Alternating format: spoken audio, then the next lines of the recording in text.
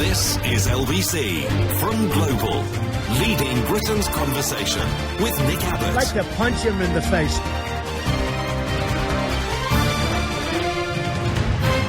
What the hell is going on? Well, the clocks are going to spring forward to British summertime, but the mild conditions that we enjoyed over the last day or so are not going to last. Over the coming days, we're about to get rain and overnight to frosts and even snow. What? Yeah, that's right. Snow. And there might be wind as well. I know a lot about wind. Nobody knows more about wind than I do. That guy.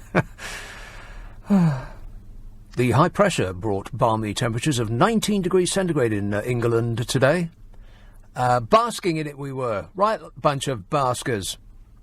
19 degrees centigrade. You double it and add 32 to get proper temperature. So double 19 is 49. And 49 and add 32 is 42. It's like 47. It's like 90? 90 degrees today. Can you believe that? No. A much chillier picture is forecast for the week ahead, however. And the daytime temperatures are set to plummet to 8 centigrade, which is technically freezing. Scientifically speaking, that is correct. Correct. And successive weather fronts are going to bring wit, and no wit, just wet and windy weather. The Met Office forecaster Richard said it's due to become much more unsettled over the coming week. He said there's going to be showery conditions everywhere at some point. He was drunk when he said this. This is the word for word what he said. It's a disgrace. He said it's going to be much more unsettled. He said there'll be wet and windy and weather all over the place. He says, what are you asking me for? There's going to be showery conditions here, there and everywhere, baby, and at some point it's going to feel quite cold at night, with overnight temperatures falling to -2. -2. By the middle of the week, next week, temperatures could be cold enough for wintry showers of sleet or snow to be fed in off the North Sea, wherever that is. You want to know the long-range weather forecast? OK, I'll give you the first couple of weeks of April. The first week in April is going to be like this, like I've just described. Were you listening to me? The second week of April is most likely to become a bit more settled, a bit drier, a bit brighter, conditions more spring-like. Likely to remain cold overnight, though, but it will get warm in the afternoon in any sunshine. And as for the second half of April, temperatures are likely to be above average for the time of year, becoming rather warm. And the clocks go forward tonight at 1-ish. There or thereabouts. Excellent news.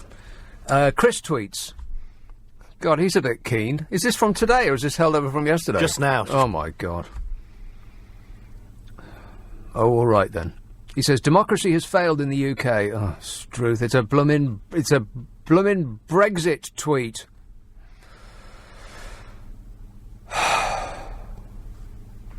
Do you actually want to hear this? No. OK. Democracy has failed in the UK. The only voice we have is the vote. What does that mean? To ignore the 2016 referendum so you can... That's how it was written. The only voice we have is the vote, full stop. New sentence. To ignore the 2016 referendum so you can manipulate the Remain vote is not democracy. OK, that was a sentence. My reading. To ignore the 2016 referendum so you can manipulate the Remain vote. Manipulators. Manipulating it with our sticky fingers. Disgusting. He says the only people that want a vote are Remainers because they lost. That's not democracy, that's dictatorship. A good example is 1930s Germany. Holy moly, he's already gone to the Hitler place. Warning! People, stop watching the History Channel. It's affecting your minds. Well, all right then. If you insist, OK then. I'll get into it. What we have is the opposite of democracy. Somebody sent me an excellent letter, by the way. I'll read you some of that in a minute. So this is what happened last March. A whistleblower claimed that the EU referendum was not legitimate. In an interview with Channel 4 News, Shamir Sani, who helped run the Believe offshoot campaign, said that people have been lied to. Liars! Liar! He said, I know that Vote Leave cheated. He said, leaving the European Union I agree with, but I don't agree with losing what it means to be British in the process. Losing what it means to follow the rules. Losing what it means to be quite literally a functioning democracy. That was last March. Now, in July last year, Brexit campaign group Vote Leave was fined £61,000, which ain't nothing. And they were referred to the police after an electoral commission probe said it broke the electoral law. Electoral law it broke. No! The watchdog said it exceeded its £7 million spending limit by funneling £675,315 through the pro-Brexit youth group Believe. And I think that there should have been warning signals against a youth group of pro-Brexit. Raised my suspicions. Vote Leave at the time said that it was wholly inaccurate and the report was politically motivated. That's what they said then. And then last December, according to an Oxford professor's evidence to the High Court, it is very likely that the UK voted for Brexit because of illegal overspending by the Vote Leave campaign. An exhaustive analysis of the campaign's digital strategy concluded it reached tens of millions of people in its last crucial days after its spending limit had been breached, enough to change the outcome. Professor Philip Howard, director of the Oxford Internet Institute at the university, said, my professional opinion is that it is very likely that the excessive spending by Vote Leave altered the result of the referendum. But as he is only an expert in possession of facts, nobody was remotely interested in anything he had to say. Affirmative.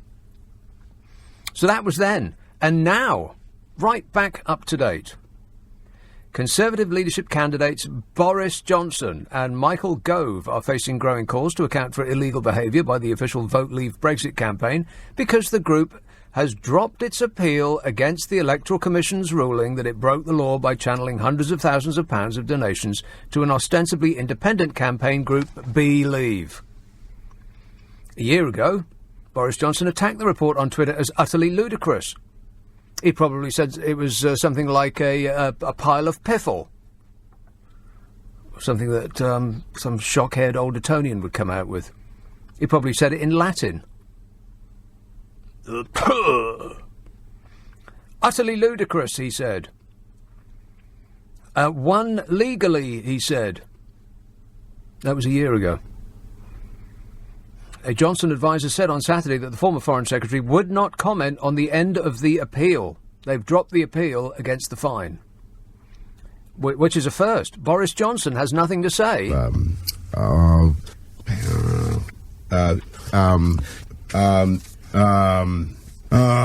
MP David Lammy said there are profound questions for our democracy about whether senior cabinet ministers are now above the law. Well, let's just assume that they are. Ain't no question about it. He said the Metropolitan Police and the National Crime Agency need to act urgently to update the public on the extent and breadth of their investigation. Labour MP David Lammy said it's also deeply worrying that the political establishment seems mute on law breaking at the highest level. Yeah, come on, Mrs M. Kick 'em with your pointy shoes. Liberal Democrat MP Layla Moran said that the confirmation that Vote Leave had broken the law underlined the need for a second referendum. Oh, a second referendum? We should have a second referendum. Layla said it's now incumbent on the government to act. We've heard minister after minister say that this referendum is valid. This is proof that it was not. She said going ahead with Brexit in these circumstances would be the biggest betrayal of our democracy of all. Correctamundo. So I take that first tweet and I raise you 10. Peter in Lansing says the weather forecast is hot and sunny for Zambia. Yeah, well, thanks a lot, Peter, but we don't wish to know that. And Dave tweets, so if I understand the situation, Theresa May didn't have enough support to resign successfully. Yeah, she tried to. It's like the mafia. She tried to get out, but they pulled her back in. Absolutely. 0345 6060 973. So I wasn't going to get into this straight away, but that first tweeter raised my ire. What about this numpty? Thousands of Eurostar passengers were stranded at St Pancras when a lone protester clambered onto the station roof with the St George's flag on Friday and stayed there for 12 hours. 12 hours he was up there. Oh, fabulous. The 44-year-old man, plenty old enough to know better, was arrested by the police But all Eurostar trains into the station were cancelled on Saturday morning, that is this morning, until 11 a.m, at the very least. Pictures from the station showed thousands of stranded people trying to rearrange their plans. Oh, the irony. You know, a lot of those stranded people were Europeans. And the Go Home Brigade actually prevented them from going home. That's right, a patriotic flag-waving protester caused Eurostar services between London and Paris to be cancelled after apparently trespassing on the tracks. Moron. We're surrounded by them. Services on the route had to be scrapped following the incident, which began on Friday evening and ended when the suspect was arrested by the law around 12 hours later. The British Transport Police spokesman confirmed eyewitness reports that a protester was waving an English flag. Oh, the embarrassment. I mean, it seems to be a marker of stupidity, doesn't it, waving an England flag? I mean, it shouldn't be, but we seem to have gifted our national flag of England to a bunch of mouth-breathing troglodytes. No offence. I say we take back our flag from those that keep saying we should take back our country. Yes. A BTP, that is the British Transport Police statement, said a 44-year-old man has this morning I don't know why they all speak like this, but they do. He said a 44-year-old man has this morning been arrested for trespass and obstruction of the railway, having spent the night on the roof of St Pancras railway station. The previous evening, the British Transport Police confirmed that a man was in a precarious position at the London terminal. Precarious it was! Well, guess what? We're all in a precarious position. Because we're all following that guy. That guy who wrapped himself in the flag and stopped all the trains. That's the fellow that we're following now as a nation. We've made a decision. The people have spoken. And we will stop them at the railway station. And we will burn the EU flag. And we will assault the police. And we will never surrender. And we will reach the promised land, whether it exists in reality or whether it's just a slogan some Del Boy foghorn used to get us to march behind him while he took a chauffeured limousine. Mentioning no names. 0345 6060 973. You can text 84850. Email nick@lbc.co.uk. And if you're on Twitter, you're almost certainly wasting your life. This is LBC with Nick Abbott. Call 0345 6060 973. Tweet at LBC. Text 84850. There's none better. Simon in Windsor says, I think the biggest problem with the aftermath of Brexit is not that it will divide the country if and when we leave, but what the hell are we going to talk about once it's done? That's a good question. That's a very good question. What are we going to talk about? We'll have to go back to talking about the weather. Boring. He says, there's no other story in town, and when something interesting does happen, within seconds it's forgotten and we start talking about Brexit again. Exactly. What will be complaining about then? Stop whining. Maybe we'll just stop whining. Does that seem possible? No. Ron says, it was warm today and for the first time in 2019 I put the roof down on my car. The result? A sad old man trying to relive my youth. There's nothing sad about that. Well, it depends what kind of car it is. Were you in the back seat being driven in a convertible? Because if so, that looks a little bit like Hitler. But if you were in the driving seat, that was okay. Very much depending on what kind of car it is, because the larger you are as a person, the larger the car has to be. Because an enormous, great big, how shall I put this, fat person does not look great in a tiny, tiny little convertible car. If you're svelte, Ron, then you get to sit in a svelte car. Otherwise, keep the roof up. Squid on Twitter says the new Brexit date is April the 12th, the anniversary of the Titanic sinking. Yeah. Is it? And Mark emails, when did left-wing Remainer universities become the police grasping at straws Remainers? When did left-wing Remainer universities become the police grasping at straws Remainers? Does that make any sense? Negative. What are you talking about? He's, in one small sentence that makes absolutely no sense of any kind, he's managed to spell universities and grasping both wrong. If only computers came with spell checkers. Oh, no, that's right, they do. You know that red squiggly line underneath the word? It's not for emphasis. That makes no sense. When did left-wing Romanian universities become the police grasping at straws remainers. Well, it makes as much sense as anything else I've heard this week. Correct. And finally, I was looking at, Steve says, I was looking at some of Donald Trump's quotes from the Michigan rally. Oh, by the way, if you want to see a big, giant orange baby screaming, then just look at that video of him at that Michigan rally. God, that was absolutely frightening. He thinks he's a stand-up comedian. In fact, that's how he is conducting himself as the President of the United States of America, as a stand-up comedian. I mean, it's amazing. I'm president. Can you believe it? No, nobody can. Anyway, Steve says, I was looking at some of Donald Trump's quotes from the Michigan rally, and the guy actually thanked himself at one point. Well, he does on a regular basis. He stares in the mirror and says... He's a great guy. He's a good guy. He's a good person. Yeah, sure you are, Donny. If hell existed, that's where you're going. Oh, well, somebody asked him on TV, which is the only place he really comes alive. Last Thanksgiving, he said, "What do you have? What are you thankful for, Mr. President, sir?" And Donald Trump said, "I am thankful for myself." He said, "Donald Trump is." Oh, shut up! Hey, wait. That was scary. That changed as I pressed it. That's very bizarre. It's never done that before. It was going to be something else, but it actually changed at the moment that I pressed it. I suspect that Vladimir Putin had something to do with that. Let's have a call in Islington. Hello, Steve. Nick.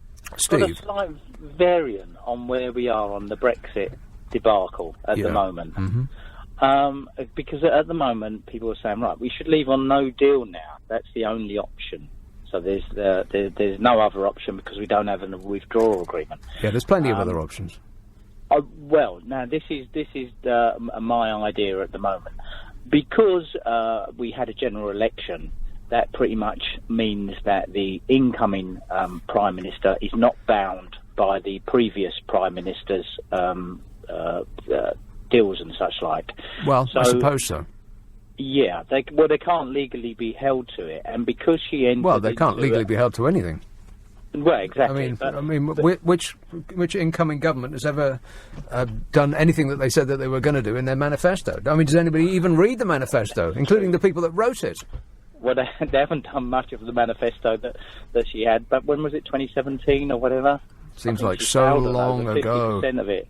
I know. Well, this is my point. Because she entered into a deal with the EU, and because she negotiated the withdrawal agreement, and because her party have backed it by a majority, that means that from the Conservative point of view, if you voted for Conservative, you voted for some sort of withdrawal agreement.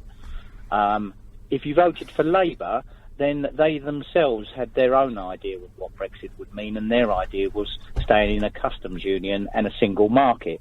So if you voted for Labour, you voted for single market customs union, as in the general election. If you voted for Tory, or if you voted Conservative, then you pretty much voted for Theresa May's deal. Well, no, that's not really true, because general elections aren't really single issue votes. People don't vote on... They didn't go and vote on that issue as you just laid it out. No, you're quite right. Wow. But, hey, I got something right. No. This is only just to get round the idea that we should leave on no deal. Ideally, I think we should solve the problem with another referendum or just scrap Brexit altogether. That's where I stand. But the idea that is, well, now we should just leave on no deal. And what I'm saying is there is no mandate for no deal. There wasn't at the general election. Everything changed at the general election. They say, well, we should just leave, and leave would mean leaving with an agreement. Yes, but Steve, you forget that. What about the people who shout the loudest? Well, we have to get them down from train station roofs. I mean, they don't really want people to leave, otherwise they... I don't know which country you're describing there, but it's not the one that I'm living in at the moment, because we are apparently now following whoever shouts the loudest. Oh, I know it's become bizarre, Nick. It really has. But Yeah. And those that shout the loudest have really they really feel like they've got the wind behind them. And curiously, they are often the same people that got the wind behind Donald Trump. I know a lot about wind. Sure you do. You said he wasn't a stand-up comedian, but he stands up and he makes me laugh. Does that make him? Well, yeah, it makes me laugh, but he also makes me cry a little bit. It's like happy and sad, black and white. So anyway, that's my theory of where we are at the moment, with the idea that we should just go along and leave without a deal. I don't think we have a mandate to leave without a deal or to crash. I know you don't like saying crash out because you get a load of angry people on the phone. Yeah, you don't mean crash out. You mean sail out on a cloud of perfume. A glorious exit from out with the clutches of our evil European overlords. That's what you meant to say, Steve. That's what I meant to say. Well, where I think we are going to be going forward is I think either Jeremy Corbyn's going to put in a vote of no confidence, or Theresa May, I doubt that this will happen, but she might resign and force another general election. And that will then give us the opportunity to go for an extended to remain extended period of misery and fighting and Whinging and whining and moaning. Yeah. All right, Nick. Okay, thanks a lot, Steve. Honestly, Theresa May, just kick your comedy clown shoes off and put your feet up. You deserve it. I bet she can't wait to get home and kick the cat. She probably doesn't have a cat. So I take that back. Why would she want to continue doing that job? Kevin tweets, the Titanic sunk on the 15th of April, 1912. So close, but no cigar.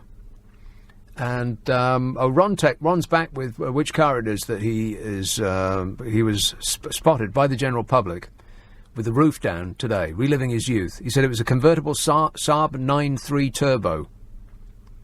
Well, see that, and he says, I'm not that svelte.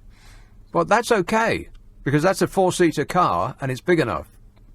It's big enough to take your gut and all it's got. I think that's acceptable, because if it was a tiny little two-seater, then a larger elderly gentleman would look a bit silly in it. But a big car, like a four-seat, that's okay. That's all right. Just don't stop at any traffic lights. You don't tell me where you are, but just slow down. Don't actually stop, because people will use your car as a skip. They'll see it as an open receptacle, and they'll start chucking, sweet wrappers in it, and all sorts of, disgusting excrescents. So that's my best advice to you. Just don't stop. Keep it rolling. 0345 6060 973. You can text 84850. Email nick@lbc.co.uk. And if you're on Twitter, it's @LBC. Friday and Saturday night at 10, Nick Abbott, LBC. The time... Abbott on LBC. Call 0345 6060 973. Listen to him. He knows everything. Here's Colin Enfield. Hello, AJ.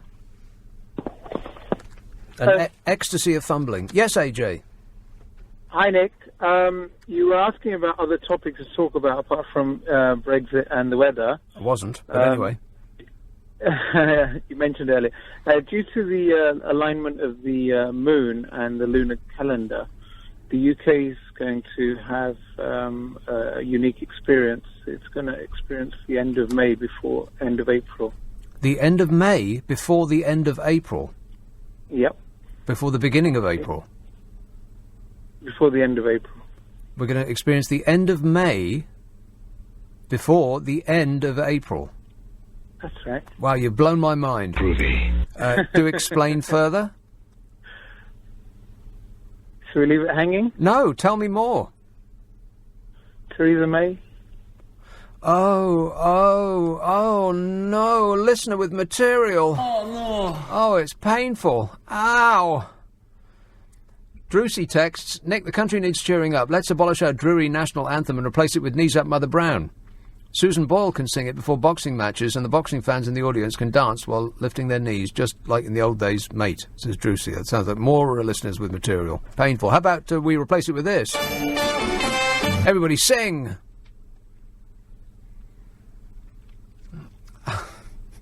Andy tweets, just get a petition to get an extension every time we get close to the leaving date. It'll cheer your first tweeter up and give us something to talk about. Problem solved.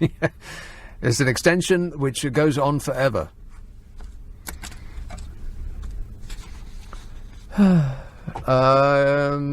Greenford. Hello, Manny. Good evening. Yes, Manny. Or do I say good night? When you're leaving, you can say good night. No, I don't want to say good night. Okay. Bye-bye. Before I say good night, yeah, I started off with good evening. Well, it's going very well so far, Manny. Now, okay, good. Well, I just want to ask you the question this time.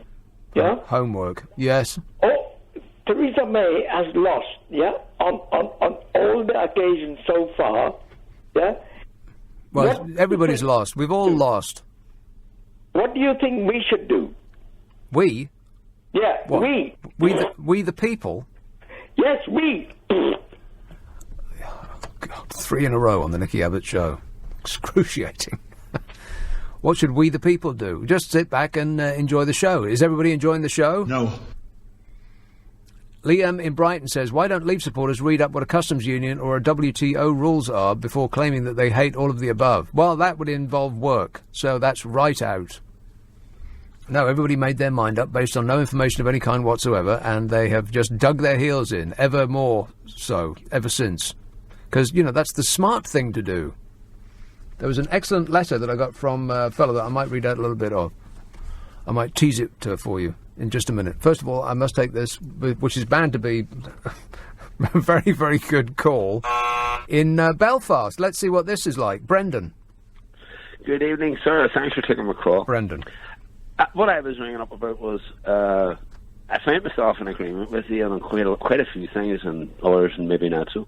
But one of the things I do agree with you is that I do go through emotional spasms because I can't escape the news, and the twists and turmoils of the last year have been exemplary.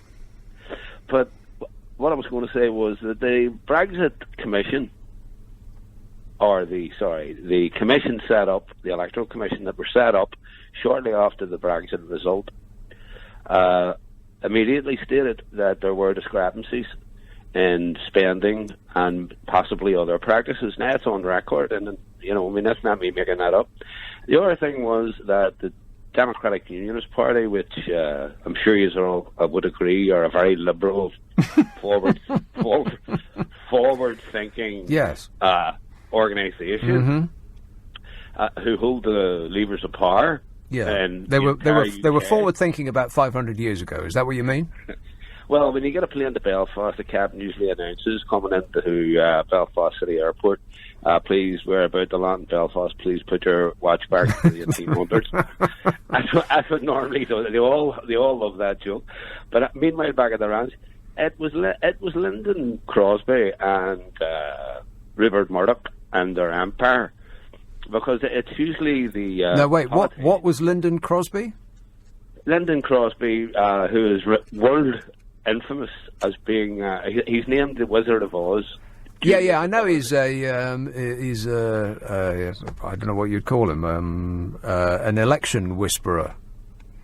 Oh, he's much more than that. He's the master. That's why... Well, not really. I mean, he tried to get involved in the London mayoral contest in 2016, didn't he? He tried to paint Sadiq Khan as somebody that he wasn't, which backfired hugely, because I do believe that Sadiq Khan became our mayor. And then he also got himself involved in the 2017 general election, didn't he? And how did that go, by the way? Fabulous. Correct, Armando. No argument from me on any of those points.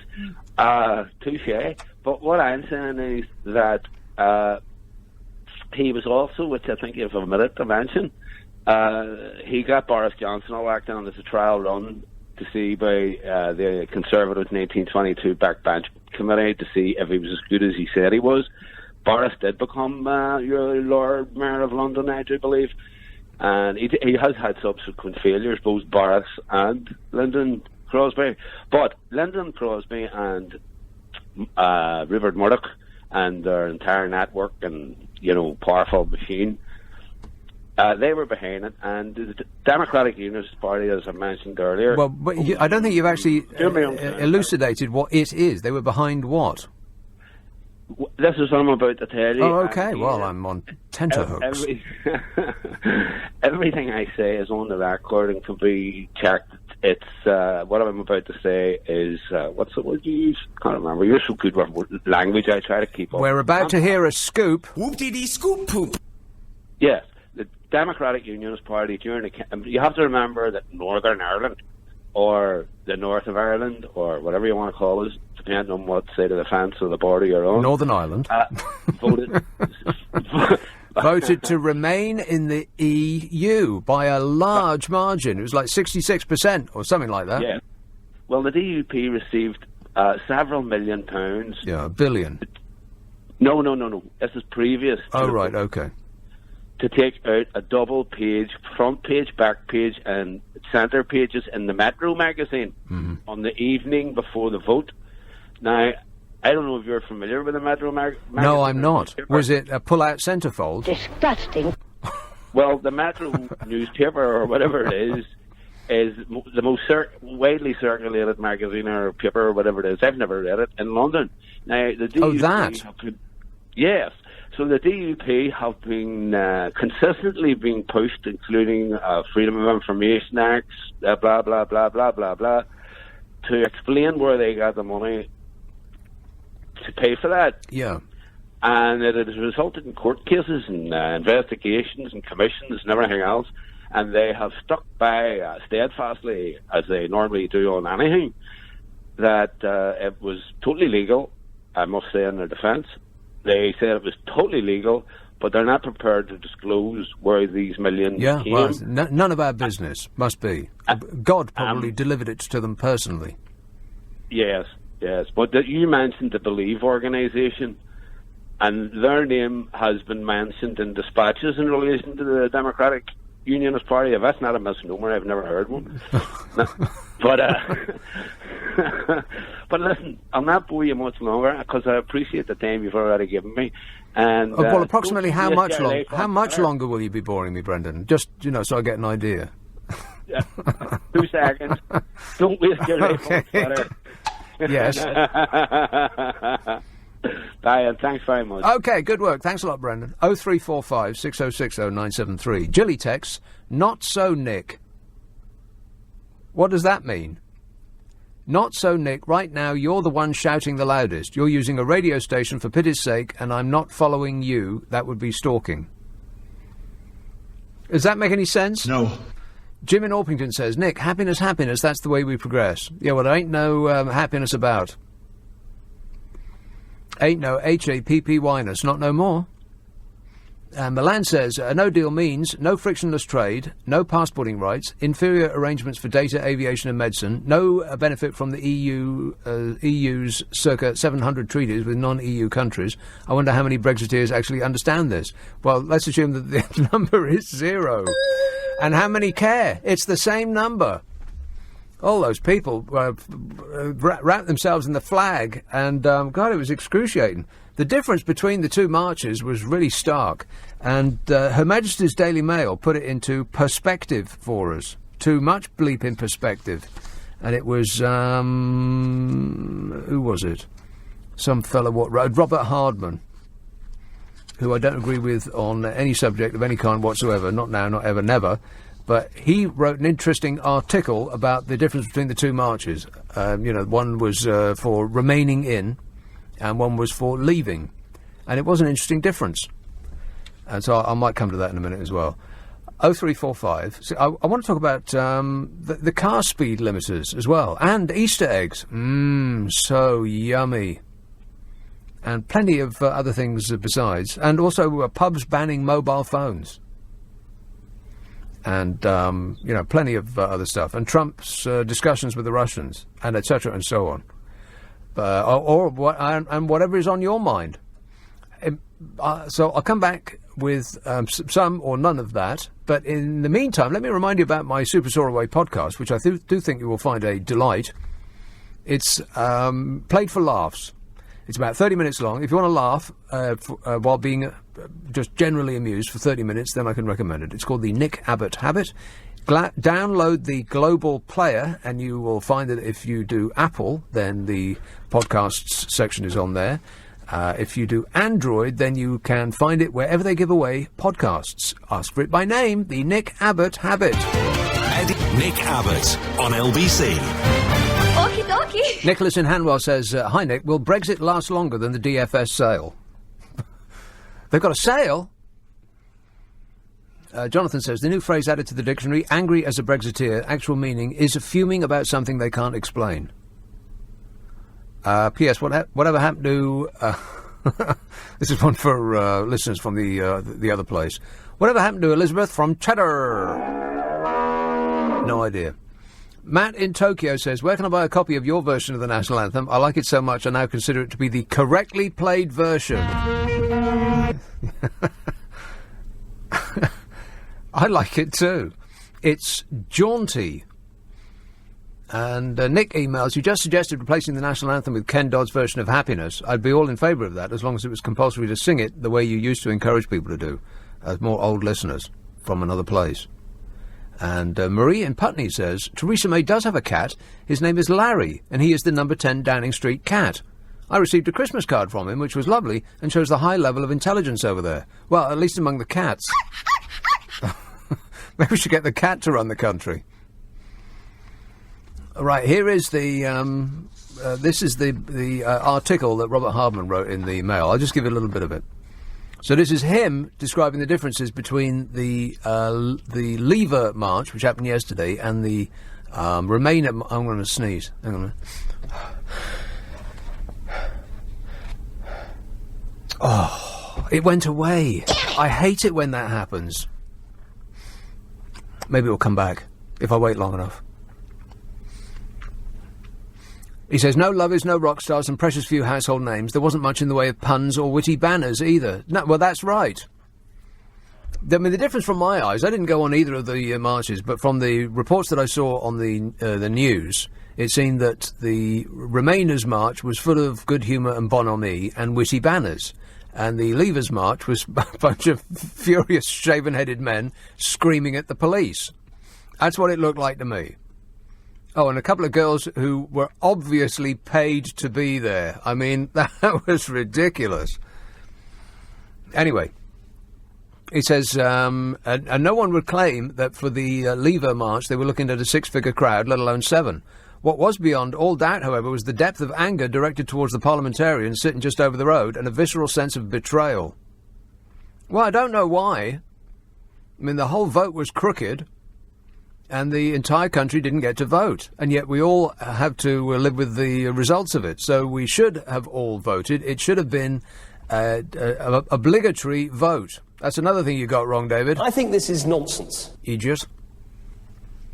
We're still not missing you, by the way, but we know where to find you. Somebody should lock that shed. Anyway, he said the proceedings were supposed to kick off with the 32-foot trawler on a lorry. A trawler, ugh, with the bloomin' fishes again. We got to get back our fish. A 32-foot trawler on a lorry trundling through London is what it was supposed to start off with, except it never turned up. It sunk. Various protest groups, including the Band of True Believers, who had slogged all the way from Sunderland, marched into Parliament Square unannounced. There's nobody there. They're all that way. Did they actually march all that way? No. They took the bus, I bet. Unannounced they were. I bet they were expecting some glorious reception. One of them was accompanied by a Northern Irish pipe band, because, you know, that makes sense. The mood was tense, bordering on ugly in some places. The police had covered Whitehall in crowd barriers and said that they had made 2 arrests, one for assaulting a police officer. A small counter-protest was penned in uneventfully near Downing Street. I saw them shouting at reporters, like jostling reporters. They've got this Donald Trump enemy of the people thing going on. But it's a lot of the same people that are behind both things in a lot of cases. It's the same crowd. Yeah, the same crowd bellowing about the elites, despite the fact that that the ones that aren't millionaires are billionaires. What a nerve. Anyway. Robert Hartman said Westminster's pubs overflowed with men of a certain age draped in Union flags. If Saturday's Remain march had the genteel ambience of a cheese and wine do somewhere in the home counties, yesterday's gathering felt more like a countdown to an England World Cup qualifier. Exactly. Which crowd do you want to associate yourself with? Cross-looking geezers outnumbered women and children by at least 10 to 1. One throaty UKIP contingent decided to lay siege to the media television platforms and hurl abuse at Channel 4's Jon Snow and anyone from the BBC. Is he still wearing those comedy clown ties? It was Father Brexit himself, Nigel Farage, who brought this downcast lot to a sense of euphoria, he says. I'm a nutcase. Nigel Farage said, here in Westminster we are in enemy territory. He said, I am more determined to fight back against this political class than I have ever been in my life. We are the real people of this country, and we will get our country back. Did Nigel Farage actually say that? Which is exactly the sort of stuff that his mate, the screaming Mimi in the White House, comes out with in order to entrance his poorly educated rabble. I love the poorly educated. Paint everyone that doesn't agree with you as the enemy of the state. Say things like, take our country back. And what does he mean by that? We are the real people of this country. Did he actually say that? We are the real people of this country,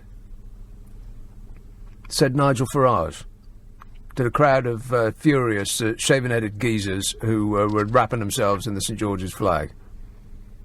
We are the real people of this country. What does that mean?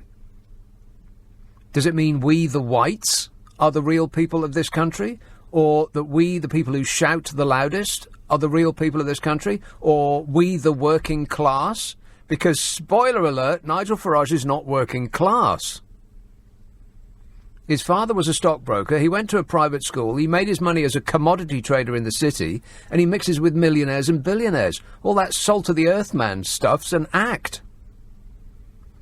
Or does he mean that the real people of this country are those that cheer for him? I mean, that was just flat-out creepy. It's the kind of language that normalises dictatorships and coups.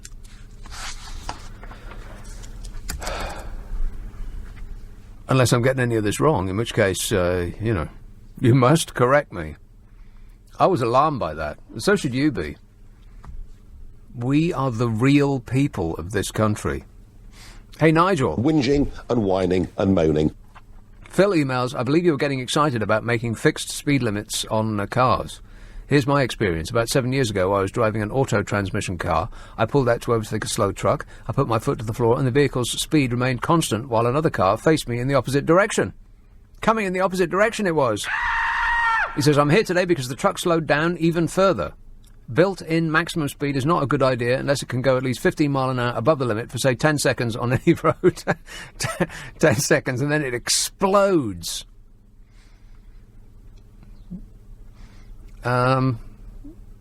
This says, I have no idea who the people below are other than Elba. What does that mean?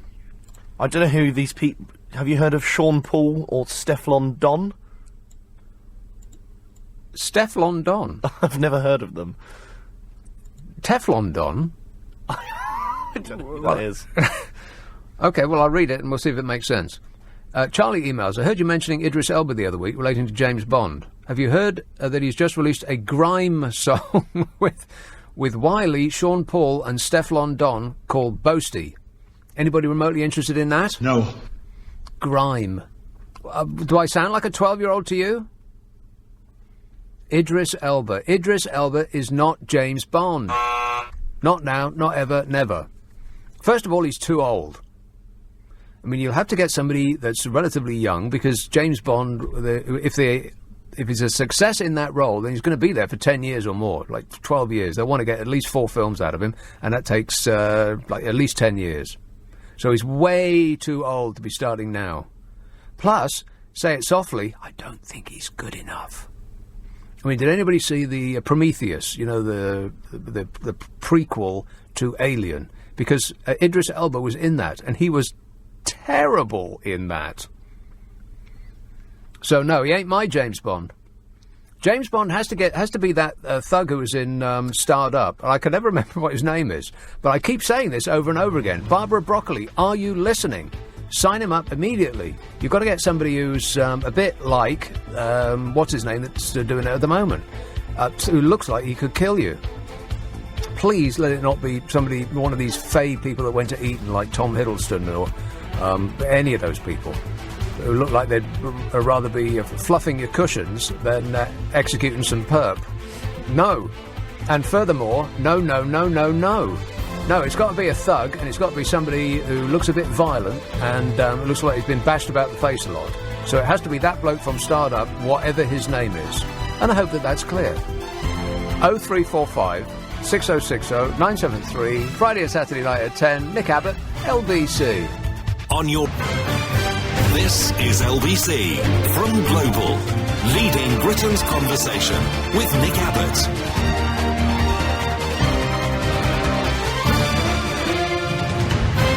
Hi, honey. How are you? I'm super. Thanks for asking. So there was a fella on the news there that he invented the word Brexit. No! Yeah, thanks a lot, mate. It's his fault.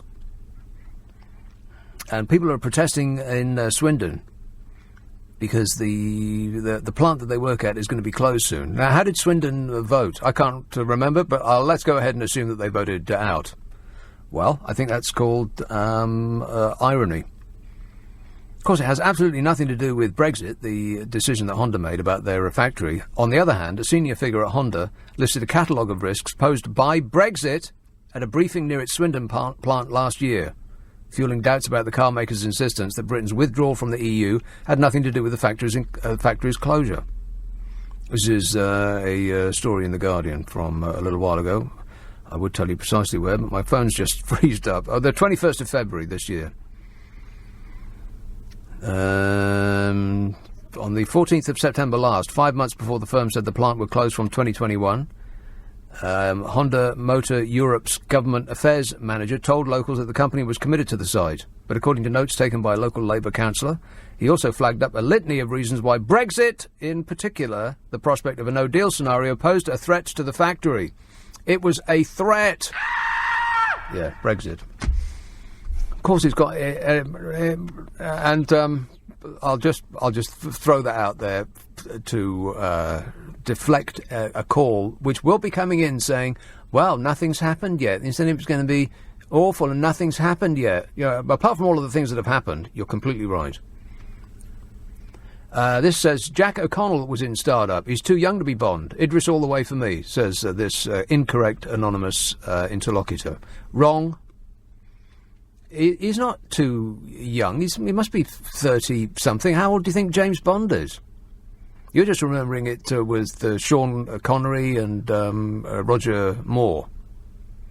And all the other ones. I mean, they're all middle-aged. They can't run. They can't fight. You've got to be a young person to kill perps. This says, please let it be John Burkow for Bond. He'll be out of a job very soon. Well, I wonder if he will outlive Theresa May. Almost certainly. He's become a bit of... now, I almost hesitate to say this because I think he loves the spotlight, revels in it, he does. But it's a show, isn't it? It's got precious little to do with actual politicking. It's all about the show in Parliament. All the politicking goes on, out with the gaze of the cameras. Paul in Walton Hill says, why don't we just revoke Article 50 and reinstate David Cameron as PM and forget any of this ever happened? It's got to that stage, to be honest. I'd actually rather that now, says Paul. Paul, you've lost your mind. About the David Cameron as PM part. Does anybody want that man back? No. No. We're not going to be missing you now or tomorrow or in a month's time or ever, in case you were wondering, Dave. And Will says, speaking of the "we are the real people of this country" rhetoric, what's your opinion on Toby Robinson given a massive platform in the streets of London in front of thousands of people? How big was his platform? Was it about 6 foot, 10 foot, something like that? Let's have a call in West Yorkshire. Have you noticed with modern technology that you press a button, like on a touch screen, and then you wait for a second and nothing happens? And so you think, oh, I didn't press it right. And so you go and press it again, and in the millisecond before you press it again, what you originally pressed for happens, and so by pressing again, it undoes what you just did. Has anybody noticed that? Or is it just me? Stop whining. It's Wakefield. Hello, Tony. Hi. Tony. Yeah, I mean, I've listened to you for the last, I don't know, 20 minutes, 18 minutes, something like that. You're very disappointed. Everybody who voted Brexit's a fool and didn't know what they were doing and doesn't understand anything. Well, can I just stop you there, Tony? I didn't say that in the last 20 minutes. I don't know what show you're listening to, but it's not this one. I'm afraid you've kind of have. You said to the guy... Well, no, I kind of didn't. Well, hang on. You said to the previous caller, you said, who understood this, who understood that? Probably none of them. Well, none actually, of us. A lot of people did understand it. Really? I knew what accredited economic operator status was before you'd ever heard of it. Wow, you're amazing me, Tony. That's fantastic. So, no, but people did understand. No, they didn't. What do you mean by people? Oh, God. What do you mean by people? Nick, you know, you're being a moron. Do you know that? Yes, I do. It's part of the job. What do you mean by people, Tony? Do you mean you, or do you mean everybody? Or do you mean like 6 people? What do you mean by people? People understood it. Shut the... Yeah, okay. See what I mean? They're just furious. They're just absolutely... and whenever they call in and say, oh, stop calling us stupid. Well, first of all, I didn't call you stupid. Not knowing the rules of the World Trade Organization is not the same as being stupid. Only a stupid person would think that. But boy, they really are defined by their fury, aren't they? What the hell have you got to be so angry about? Just stick your head out the window. Look at the beautiful... well, okay, it's dark. Imagine the beautiful scenery outside your window. Take a deep breath. Relax. The amount of calls I've had, if you disagree with me, that means you're calling me stupid. It's excruciating. It really is kind of painful. Over and over and over again. I keep getting the same calls. You just said, called me stupid. No, I didn't. I just don't agree with you. Not agreeing with you is not calling you stupid. But they're just on the edge of their seat, waiting to go berserk, waiting to explode at anything, any imagined slight. Relax, man. Chill out.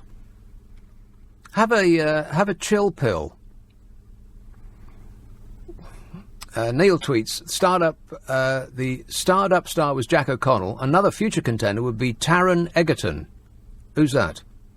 Kingsman star. Oh, no. No. It's a no from me. Kate in Oxford says, have you seen the Tom Hiddleston vitamin advert? I need you to explain it to me, says Kate. I read it, I read the headline, and then I thought, do I actually care about Tom Hiddleston? And the answer was... negative. So I didn't read it anymore. Lillian Bolton says, why does nobody mention Brexit nowadays? It's a mystery. We're all concentrating on the other issues.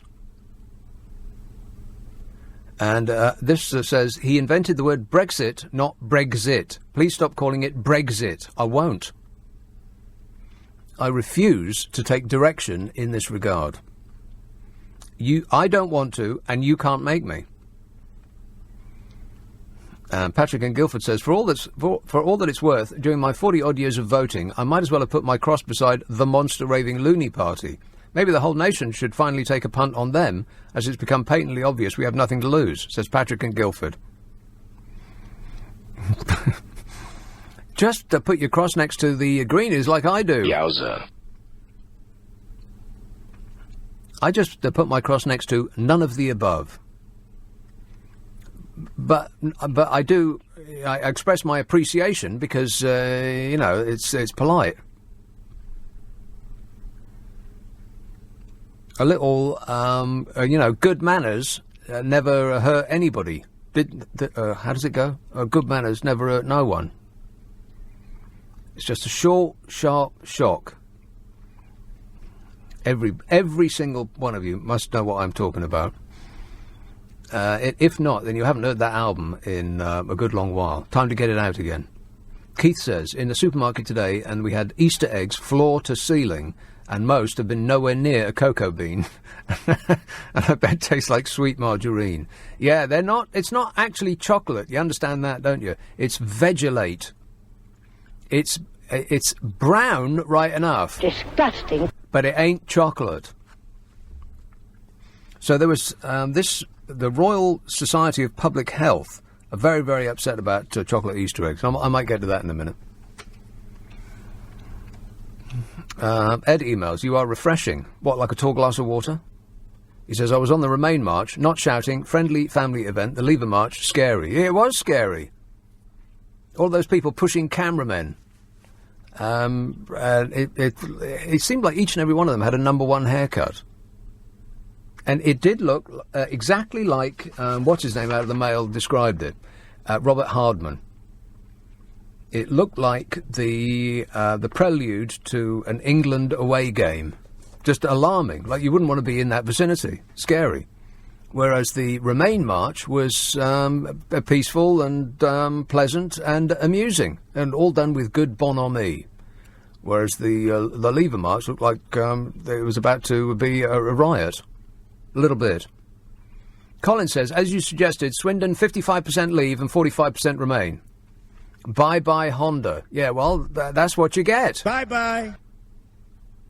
Still, at least you'll have... You won't have a job, but at least you'll have your country back. Whatever that means.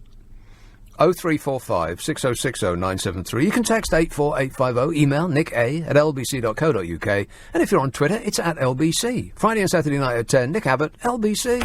Leading Britain's conversation. LBC with Nick Abbott. Anybody care what this guy thinks? No! Phil tweets, how about Jason Statham for the next James Bond? No. Definitely not. And furthermore... No.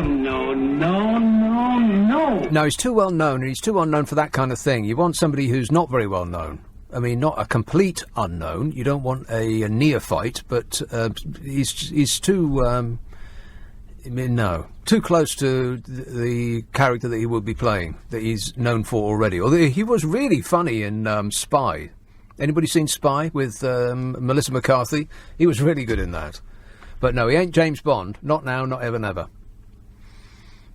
Jim says, didn't all the school kids go on strike to get rid of cars? So the wish has come true in Swindon. And Dan in Cardiff says, Idris is 46. That's too old for Bond. Exactly. Unless you're saying that it isn't. By the inclusion of an exclamation mark. It is too old for Bond. 46? You can't start playing James Bond when you're 46. You can finish playing James Bond when you're 46, but not start. You've got to be about 30, there or thereabouts. Just old enough to have learned how to execute perps, but not too old to run out of puff when you're chasing them. And Lewis in St Albans says, did you follow the O'Brien versus Raab feud, where Raab blocked James on Twitter? I also left a comment on your Amazon book comment saying, I haven't read your book, but that won't stop me having a strong opinion. Yeah, I got a book out. Hey, this is really embarrassing. I read through the whole thing at least 3 times. And the problem with reading your own writing is, by the way, the book's called The Car Crash 24-Hour a Day Multiple Newsgasm. The View from the Back Seat. And it's available in paperback and ebook form from a Kindle site near you. But the problem with reading your own writing is that you can't see the mistakes because you wrote it and your mind auto-corrects as you read. It's weird that, but it's something that your mind does that makes it unable for you to see your own mistakes. I read through it 2 or 3 times each individual column. And the book is made up of about 100 or so of columns. And then I read through the entire book twice, once I'd put it all together. And and you know where the first mistake is? The first line. What? The first line is a mistake. I couldn't believe it. That is embarrassing. But, of course, there aren't any mistakes after that line. There's probably millions of them. But it's, it's supposed to be funny. It's not supposed to be littered with errors, but it's supposed to be amusing. And I hope that you will find it as such. But no, I didn't follow that O'Brien Raab feud. I don't look at Twitter, really. I mean, I just don't... Matt Stadlen asked me last night why I only follow 31 people on Twitter. Well, the answer is I don't follow 31 people on Twitter. Most of the 31 Twitter feeds that I have listed as following, they're not even people. They're things like the Royal Horticultural Society and Kew Gardens and things like that. So there's precious few actual people that I follow, and most of them I know personally. And the only one that I don't know personally is, I think, the orange ape in the White House. Oh, shut up! Because, you got to keep up with current events, crazy or otherwise. Is he crazy, or is that just the way he acts? Exactly. And people who follow hundreds or thousands of people on Twitter, they're lying about that. You don't follow hundreds or thousands of people on Twitter. Liar! Because it would be a 24-hour-a-day job. So they're not following them at all. They're following other people so that the other people will follow them. Everybody's trying to increase their numbers. It's just... I think that the entire human race has taken a wrong turn. And thank goodness that they didn't have all of that stuff when I was at school. No wonder the kids are stressing out. Because it's got their popularity written as a number on their social media platforms. That's just awful. Whoever invented that number should be punished, as in severely. I bet it was that moon-faced creep who runs Facebook. No offence. Greg emails, listening to you in sunny Los Angeles. Thanks for all the endlessly baffling Brexit soap opera. We'll all be done with Trump in 1 to 5 years, but Brexit will entertain us forever. Yeah, good luck with that. I don't think you'll be done with Trump between 1 and 5 years, because assuming that he does actually give up power eventually, which I wouldn't bank on, what he has done is sour America for decades by putting all these fundamentalist ultra judges in who will... ruin your country for decades to come. But other than that, he's a great guy. He's a great guy. He's a good guy. He's a good person. Sure you are, Donny. Awful, awful man. Ashford. Hello, Max. Hello, Nick. Max. How you doing? Good, thanks. Nick, Idris isn't too old to play James Bond. He's way too old. At least a decade too old. Yeah, definitely. He's not... Listen, he's 46. Yeah, that's it, as in too old. You must have heard of the saying, right? Black don't crack, mate. Yeah, I have heard that saying. But that's got nothing to do with it. It doesn't matter how many lines he's got on his face. Yes, it does. Okay, so what are you talking about when you say he's too old to play then? When you're 46 years old, you groan when you sit down. That's too old to play James Bond. Nah, I don't know why that was happening to you when you were 46. Listen, when you're 46 years old, when you sit down, you lower yourself halfway to the seat, and then your knees just give way, and you collapse the rest of the way. That's too old to play James Bond. Louise. Listen, I don't know. I just don't think that happens to most people. Well, let me put it like this. When you play James Bond, what they want is a successful franchise, and so they want at least 4 or 5 films out of you, right? Yeah. Okay, so right. So yeah. and they can do as a maximum 1 film every 2 years. So that's 10 years. So he'll be in his mid-50s. That's way too old. Do you know what? When you break it down like that, it does sound like it's too old. But there's some 50-year-olds going strong out there. I'm 50. Right. How are your knees, Max? No, I'm not. I'm not 50. I'm kidding. But listen, there's another thing I want to say. Yeah, and another thing. That song that he's on, it's not a grand song. I don't know what it is with people. What song? That song that was mentioned earlier. You know, Don. Right. Come, I just want to set a couple of things straight, right? Just a couple things. Look, when a group of young black people get on a song, it's not always grime. Yeah. So it's not grime, is it? Right. So what's the definition of grime? Grime is, it comes from a scene that was built up in East London. Yeah, but what's the definition of it? If you were talking to somebody who had no idea about... It's the actual definition of grime. Exactly. It's gritty, you know, it's dirty, it's filthy. It is. But that's what the sound is like. That's what the bass is like. The bass comes through like really gritty, really dirty. Dirty. You know? That's why it's called grime. Mm-hmm. Yeah. Sticky. Other thing, I need a shower after listening to it. That kind of dirty. Probably. You probably could do with a shower after listening to a bit of grime. You know. Does it sound a bit like this? No. Look, that is not grime. But I tell you what people would do. If there were a group of black kids that jumped on what you just played, they would call it grime. Right. Well, I wouldn't disagree with them. All right. So Brexit quickly, right? Yes. I don't know anything about it. Well, I'm certainly glad that you called.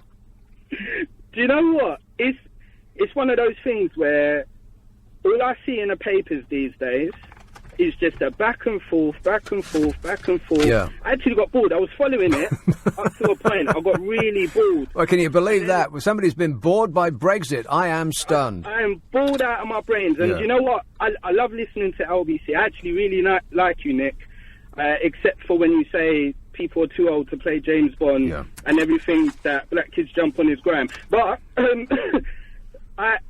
I listen to LBC and everyone wants to have an intellectual conversation about something where there's only a couple of options. Do you know what I mean? Just pick one and get on with it. Right, OK. You've distilled it for us. Thanks a lot, Mike. 0345 6060 973. He's 46 years old. Way too old. He could play M. How does that sound? Or pick any other letter of the alphabet. He could play Q if he likes. You could play LGBTQ. How does that sound? James says, why don't we leave tradition and try a different approach? Let's have the next Bond as a mature but fit senior who takes on all and sundry in a calm but worldly, thoughtful way, even with dental implants. Well, you're giving us a lot to think about there, James. But it's a no from me. No, we want maximum violence, and we want stunts that you can't believe. We want to... I'm not suggesting that he be the next James Bond at all. He shouldn't have anything to do with it. Nobody should allow him anywhere near it, or nor will. But they want to Tom Cruise it up a bit. Did you see the last Mission Impossible film? Well, if you see the extras, you can see that he actually did all those stunts. It's absolutely amazing what he does. I can't believe that anybody would insure him to do that. I'm surprised that the directors and the producers would actually let him do that kind of stuff. He did a helicopter stunt and he was actually flying the helicopter. Amazing. Didn't he suspend filming on his Top Gun remake so that he could learn how to fly a fast jet fighter plane? I mean, that's taken it a little bit too far. John says, I love your thoughts on James Bond and what are the better flavours of Quality Street and pop culture, etc. What are the better flavours of Quality Street and pop culture? Which show are you listening to? But they are, in fact, the ones with the toffees and pop culture. I'll have to get back to you on that. There's a lot of good exhibitions on in town at the moment. If you like photography, then you should go see the Don McCullum, if that's still on at the Tate, and the thing at the National Portrait Gallery. What's his name? I've just completely forgotten what his name is. He does those idents that BBC One of people coming together for a photo and then, wandering about a bit. Martin Parr, that's it. Very, very good shows. I thoroughly recommend them. 0345 6060 973. You can text 84850. Email nick@lbc.co.uk. And if you're on Twitter, it's @LBC. Friday and Saturday night at 10. Nick Abbott, LBC. It's 11:30, the news headlines with Zora Sullivan. Theresa May. Nick Abbott on LBC. Call 0345 6060 973. Don't touch me, for gonna kill you. Anu emails, your caller is wrong. Which one? Grime is fast-paced rap music that's exactly what the Idris Elba song Boasty is. I don't think Idris should be the next Bond, but simply because he doesn't have the voice for it, he should stick to climbing the charts. I don't know. Should a 46-year-old be creating modern pop music for the kids? No. No. I don't think so. Tell that to Mick. I can't believe that he's still on tour. When in doubt, he's out. Do they ever stop touring? How much money do you need, Sir Mick? Alan emails, Jason Statham is a very handsome and charismatic fella, so he would make a great Bond. No, he wouldn't. He's too, no, it's just wrong. You may say he's well known, he says, so was Roger Moore and Pierce Brosnan when they took the reins. Exactly. The game's been changed. What's his name? The current one, Daniel Craig, he's changed the game. And, yeah, they're going to have to continue in that vein. Somebody who's kind of like him, definitely. This tweet says Tom Hardy should be 007. No, nobody called Tom, or Henry for that matter. And Frank says Tobias Menzies' Outlander would make a brilliant James Bond. I had no idea who that was, so I had to look him up. And he doesn't look like he's been hit in the face. So that's also a no. He's got to look like he's actually been in a fight. But I don't want to talk about this all night long. Let's have Chatham. Hello, Maria. Oh, hello, Nick. Maria. Yeah. Oh, I've nearly forgotten what I was going to say now. What were you going to say, Maria? Oh, I originally phoned up. So I was on the march last Saturday. And oh, you were on the march last Saturday? OK, how did it go? Oh, it was great. I mean, it was much more of a carnival atmosphere than I was in the October one as well. But on the train going up, it was packed, and it turned out that everyone on the train was going on the march. And this young woman came down the carriageway and was giving out stickers, so I took a couple, quite inoffensive ones. One just was an EU flag, very small, and the other one just said, we want a people's vote. Now, I planned my day, so I went to the National Portrait Gallery first. Oh, yeah, see the exhibition. The Martin Parr, yeah. No, I went to see the Tudor miniatures. Oh, right, OK, how were they? Very good, too. Oh, OK. But of course, you had, did they provide magnification? Yes, but I couldn't get people are a bit selfish. They take them and then they keep them for the whole exhibition. Yeah, you're not supposed to carry them around from room to room. You put them back in the receptacle. Well, they don't. They were carrying them round, so I never got a look in. Right, well, that's awful. I know. Anyway, before I went in, what do they call them? The people that work there. Stewards, the bouncers. Yeah, something like that. Well, he saw my stickers, which were very inoffensive, and he told me I couldn't come in. What? Yeah. You can't go into the National Portrait Gallery with a EU flag on? Well, I said to him, I thought you'd support Europe being in the arts. He said, well, we do, but you can't come in, it's political. That's the silliest thing I've ever heard in my life. I know. I mean, I thought, well, what do I do now?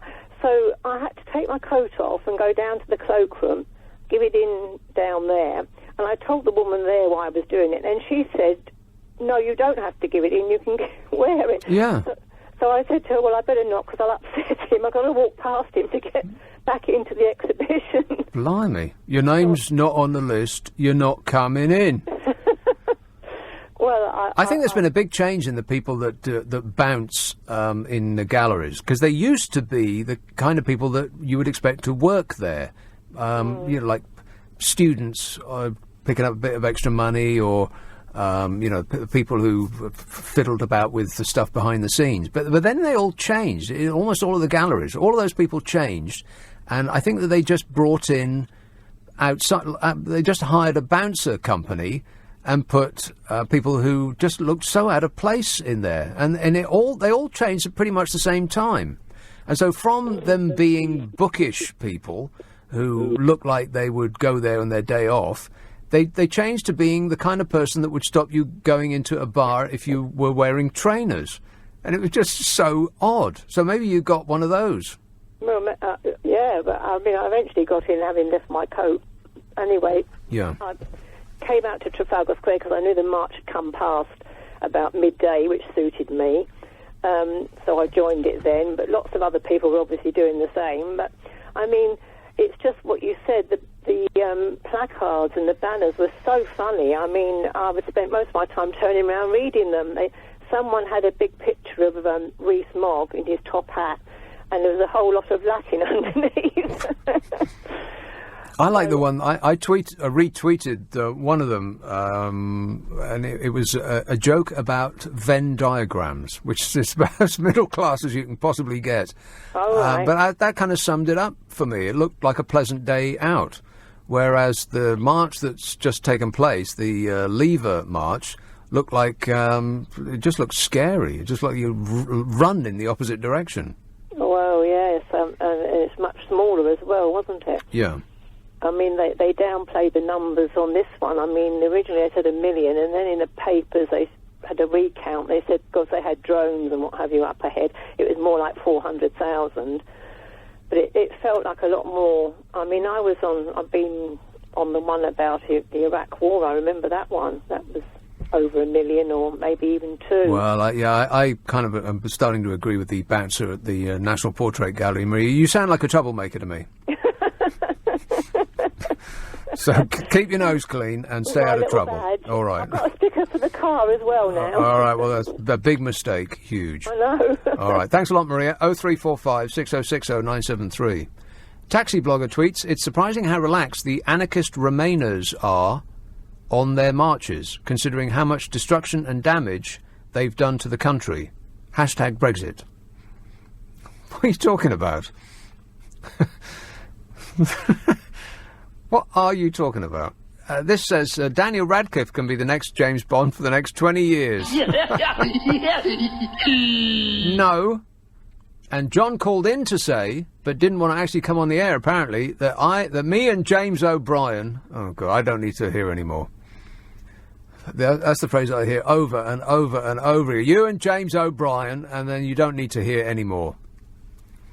Usually said, frothing at the mouth, eyes bulging with fury. And let me apologise again to James O'Brien for constantly being lumped in with him.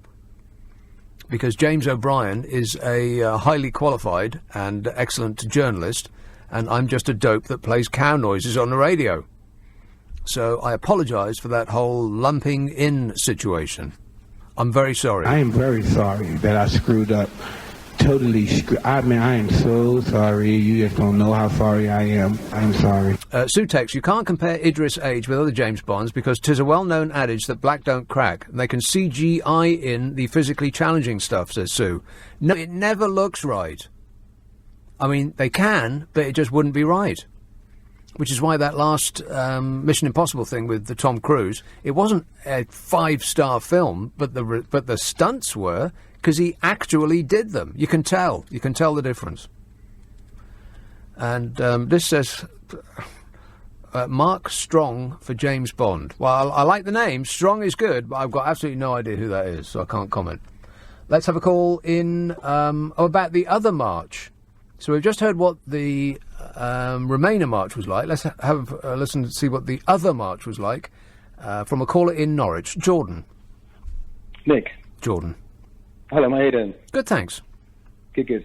Just wanted to give an honest picture of what the day was like on Friday. I travelled down myself on the train. It was far from scary. I actually have to say, surprisingly, how safe I felt.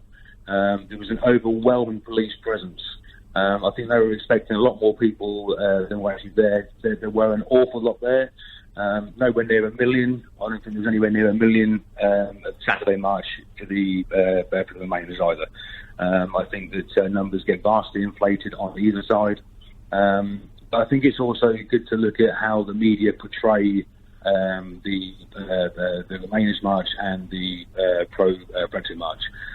It's an awful lot of coverage, whereas the pro-Brexit march, I believe, got very little coverage.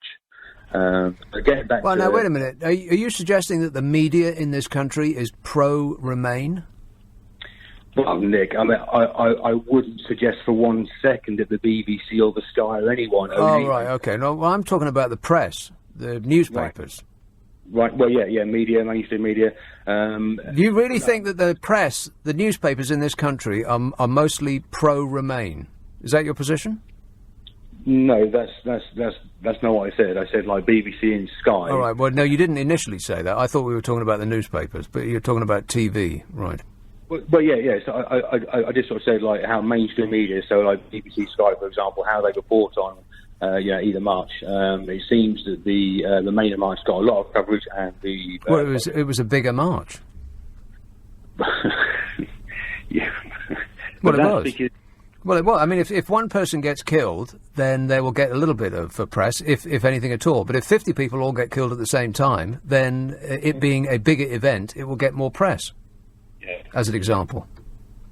Just getting back to my point of getting a feel for the actual day itself, it's not at all how people portrayed it, or how you're portraying it, or how you're. Well, it looked that way from the footage that I saw.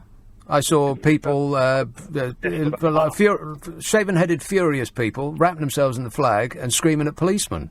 That's what I saw. I also saw them jostling cameramen and shouting and screaming at the mainstream media, like you said, and it all looked kind of scary. I mean, to be perfectly honest, I got there from about 1:30, 1:45.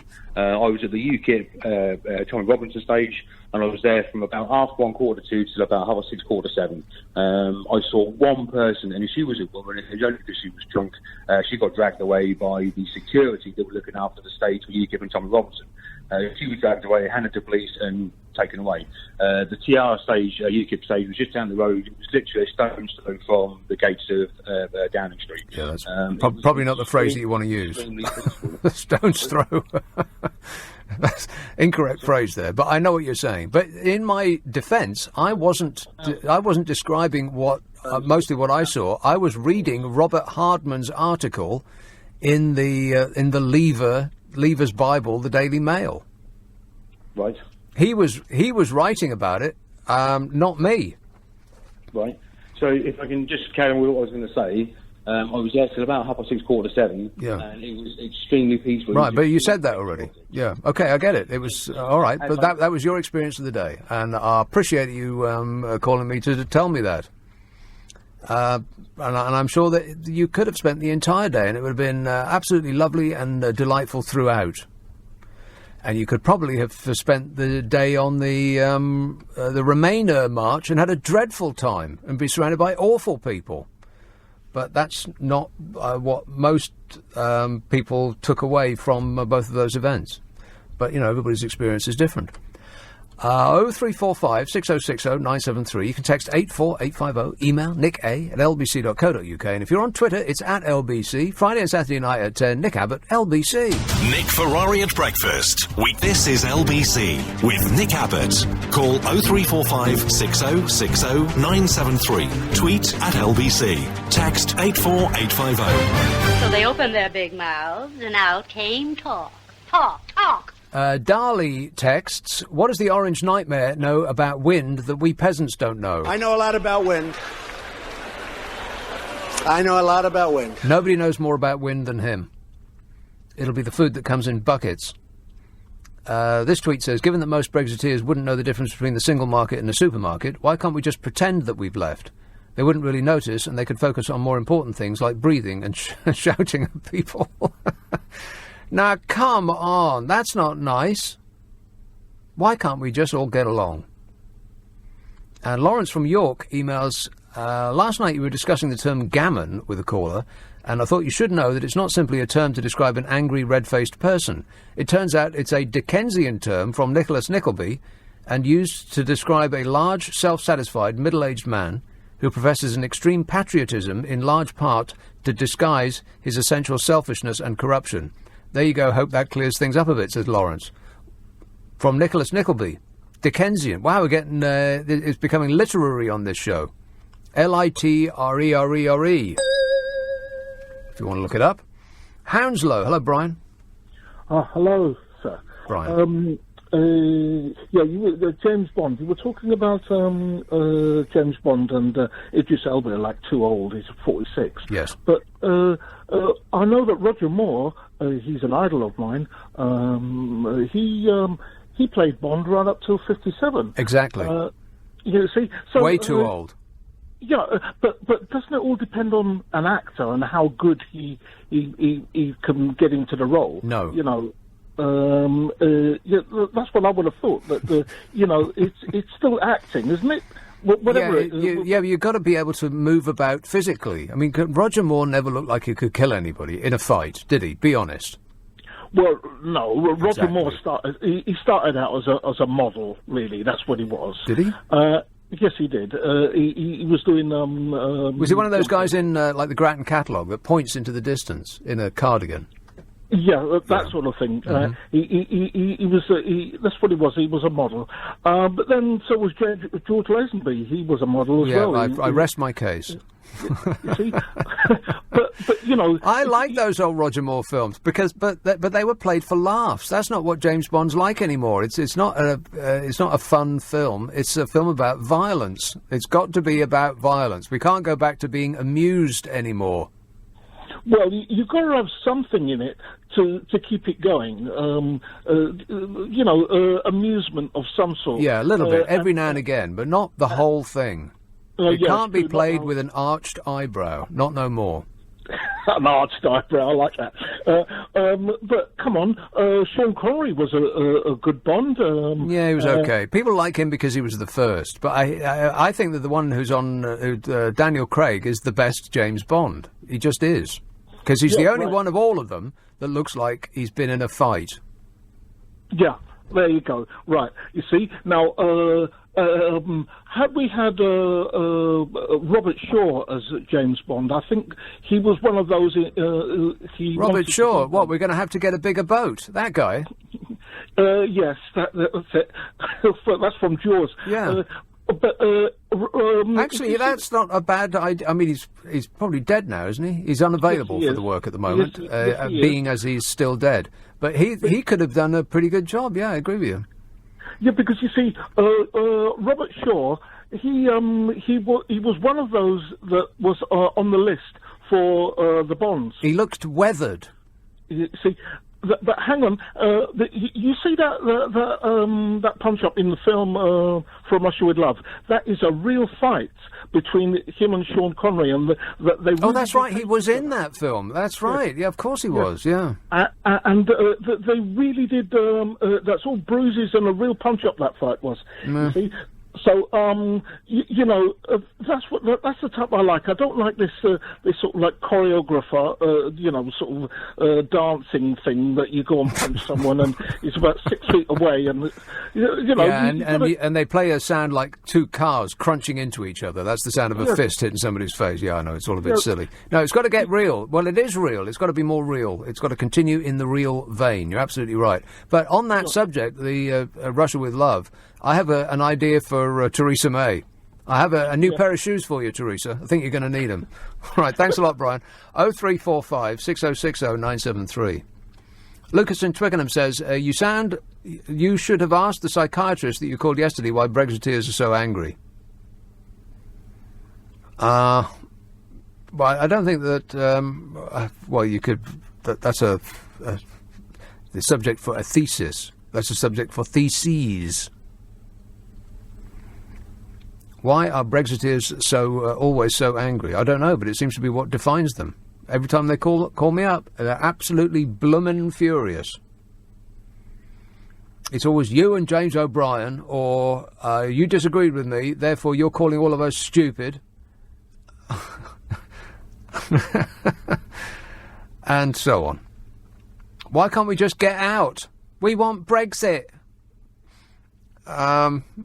Tony in Holborn says, I need to book a cab at 1:15. However, at 1 a.m. the clocks go forward to 2 a.m., so I'm totally baffled as to how to resolve this conundrum. Any suggestions? No. I used to get a cab back from here, and I used to approach this day in the calendar with trepidation, because I would know that my cab would never arrive. Ever. Ever, ever, ever. Because I get off at 1, at which point the clocks would go forward. And so the cab that you had booked for 1 o'clock didn't exist anymore because there was no such thing as 1 o'clock. So I was always walking home. Twice a year. So, no, you're on your own there, Tony. Book it at... I just wave your arms in the street. Go for a black cab. It'll be a better journey. The person driving the cab will know where they're going, and it'll be a more comfortable ride. There you are, you see? Rick texts, the Daily Mail is now a Remain paper, that's why I don't buy it anymore. Well, the editor may have changed, but I don't think that the people writing it have. The people, I mean, is Richard Littlejohn a Remainer? No. Is the fellow that I was just reading some of his column, Robert Hardman, is he a Remainer? Negative. No, the writers aren't. And the editor isn't telling the writers which angle to take. Not those writers, anyway. Not the stars. So relax, Rick. You can enjoy the Daily Mail at your leisure. You'll still be able to read lots of furious Lever text. Don't worry about a thing. Plus, if you really start to miss the opinions that you used to enjoy, just read the comments section underneath the stories of anything. As a matter of fact, just cast your eyes downwards to the comments section in the Daily Mail, and but prepare yourself before you do it. Steel yourself. Grip onto something firm.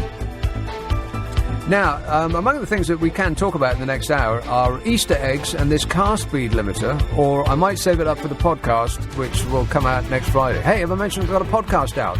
It's a half an hour of amusement, which contains some of my favourite calls from this show, and it's available on an internet near you. This is LBC from Global, leading Britain's conversation with Nick Abbot.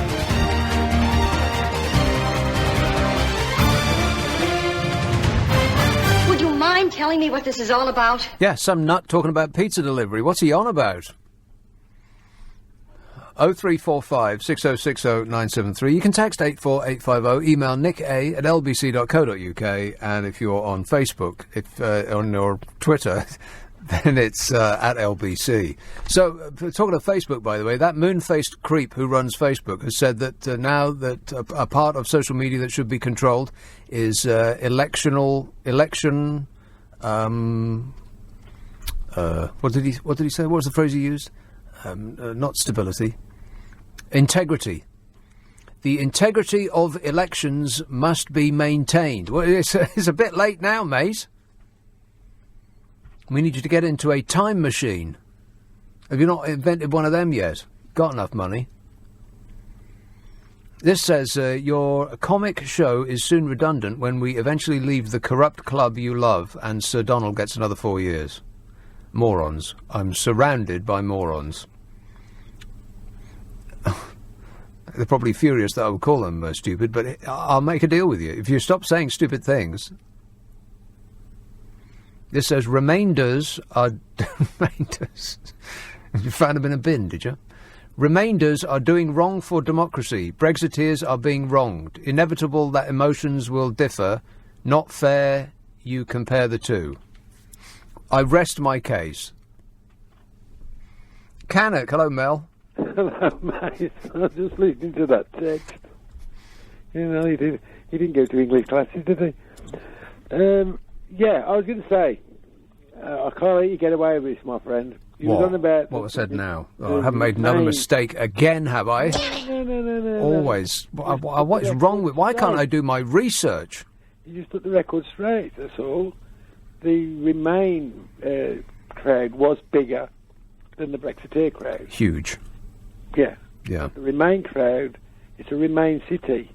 When you've only got to come out your front door to go on a march, right. It's a bit easier than coming out from the north of England and the Midlands. Well, interesting that you should say that, just have to come out your front door, because the Lever March went by the front doors of millions of people that voted out. It was a tour around the out constituencies. So you ain't got no excuse Well, there. indeed, London. And its numbers dwindled as it went down, not increased. They probably popped in the houses for a cup of tea. But, no, I just thought, it's not what you say, it's sometimes what people leave out. It's like the guy earlier on when he turned around and said that the biggest vote, when them thingy-bob votes they had in Parliament, was the custom union, which was only 8 votes short of a majority. I thought the biggest vote was a second referendum. I thought that was what got the biggest vote. We should have a second referendum. Yeah. Yeah, that was quite large as well. But a lot of MPs didn't vote at all. They sat on their hands. So, you'd have to wait till it went to the whole of Parliament. Well, now, wait a minute. If that's the rule for that, then surely we do need a second referendum, and this time around it should be compulsory. Yeah, perhaps. Exactly. Right. Yeah, I mean... it's the only way to determine the will of the people, Mel. I voted Brexit, but I'm not an angry Brexiteer. I voted completely on one issue, immigration. Right. Which I've always been against since the 1960s. And I did all my demonstrating in the 60s and 70s, and then I got bored with it. Yeah. See, since well before the 60s, people have been saying, we're full, go home. Yeah. Well, it was pretty bad, actually, then. We had race riots, I think, in the 70s, really, I think. Yeah, but it wasn't because we were full. No, that was after Enoch Powell's speech, I think. Well, I'm sure it wasn't him personally that caused the race riots, but it didn't help, yeah. It didn't help him much, but like I said, it did. But yeah, I just think it's not what sometimes people say, it's sometimes what they actually leave out. It is a remains. But I refer you to the answer I gave just moments ago. The Lever March went on a tour of Lever Central. It was one Lever town after the next. So to say that, huh? I didn't know there was any Lever towns in London. No, the march started up in wherever it was, and then went from one Lever area to the next. It was Lever places all the way down. And so they didn't pick up any numbers at all. So your argument fails at the first fence. Sorry about that, Mel. Hang on, I'm going to cough. That's better. Chris in email says, I think your groovy soundtrack is from two popular 1990s Duke Nukem video game. Am I correct? Correct? You're not even making any sense. Is from Tue Popular, T-U-E. What does that mean? But anyway, no. Declan says, I think the next James... Oh, God, with this again. I've made this decision. My decision is final. It should be that bloke who looks like he's been beaten up a lot from Start Up, whose name I can never remember. Sign him up, Barbara Broccoli, if that is indeed your real name. He says, I think the next James Bond should be a very underrated British actor called Gary Stretch. Let alone being the only actor to have starred in 3 Oliver Stone movies. He's also 3 times British world boxing champion. Most people would know him as Sonny in Shane Meadows' Dead Man's Shoes. I have no idea what that is. Anyway, Declan says, I think he'd really fit the role and be half price. Yeah, I don't think money's an issue. They got all the money in the world. I remember when they were making that last film, the centre of London was shut down at night for weeks.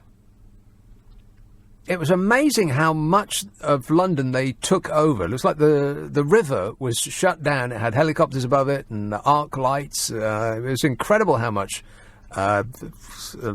real estate they managed to take over in the middle of London. Amazing. And then you look at the film, and what took them about 3 weeks to shoot lasted about 5 seconds on the film. It was just him in a boat. We could have digitaled it in. Ben in Wolverhampton says Ross Kemp should be the next Bond. I don't know who that is. Who's Ross Kemp? It sounds like somebody I should know who he is. He's the bald guy. Well, can you narrow it down a little bit for us? Get him up. The bald guy. Yeah. Well, okay, well then it's a no. That's all I need to know. It's a no from me. And Clifford says, together with James O'Brien, yours is a rare voice of reason and sanity on Brexit and all the other issues that we are going through in this time of genuine world crisis. Climate, economic, political, social crisis and threats to democracy. Wow, that's one of those calls where you and James O'Brien that isn't sent by somebody who's got his fists clenched in fury. Thanks a lot, Clifford. 0345 6060 973. Let's have a call in. Who's been waiting the longest? Stockton-on-Tees. Hello, Brian. Yeah, good evening, Nick. Yeah, good evening, Brian. Well, the plot thickens, didn't it? Have you seen the papers tonight? What? Well, the indicative vote is Monday, and she's going to bring a deal back for a fourth go. Yeah, maybe a fourth go round. But there should be a second referendum. We should have a second referendum. I wish you'd stop playing that. We know he never said that. He did say it. We should have a second referendum. That is him. He said that. We know, but you know he only said that last resort. I mean, it's about your time you took that off. You know. No, definitely not. I'll be playing that forever. We should have a second referendum. So anyway, stop complaining, whinging and whining and moaning.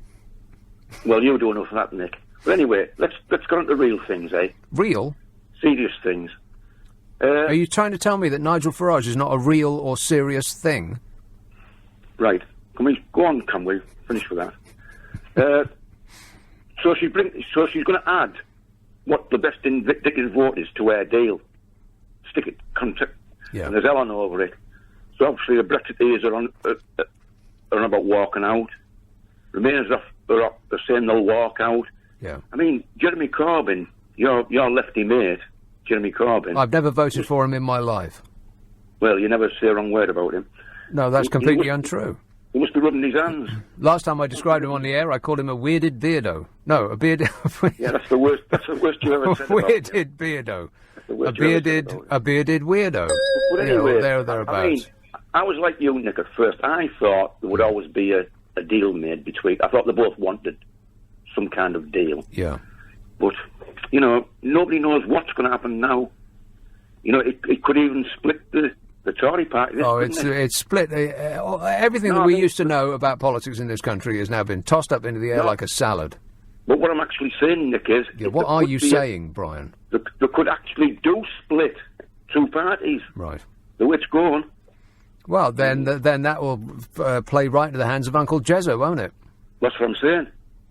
You know, he must be rubbing his hands the way they're going on. Yeah. But all he has to do is sit back, put his feet up, and let the Tory party fight itself to death. Thanks a lot, David Cameron. I think this is nonsense. Yeah, but I mean, you look at the last vote, the third vote there. Now, why people in the North are so upset with Labour and in the Midlands is 71% of their constituencies, Nick, voted to leave. 71%. And they had that vote the other day, and he's trying to stop their deal getting through all the time. Any deal.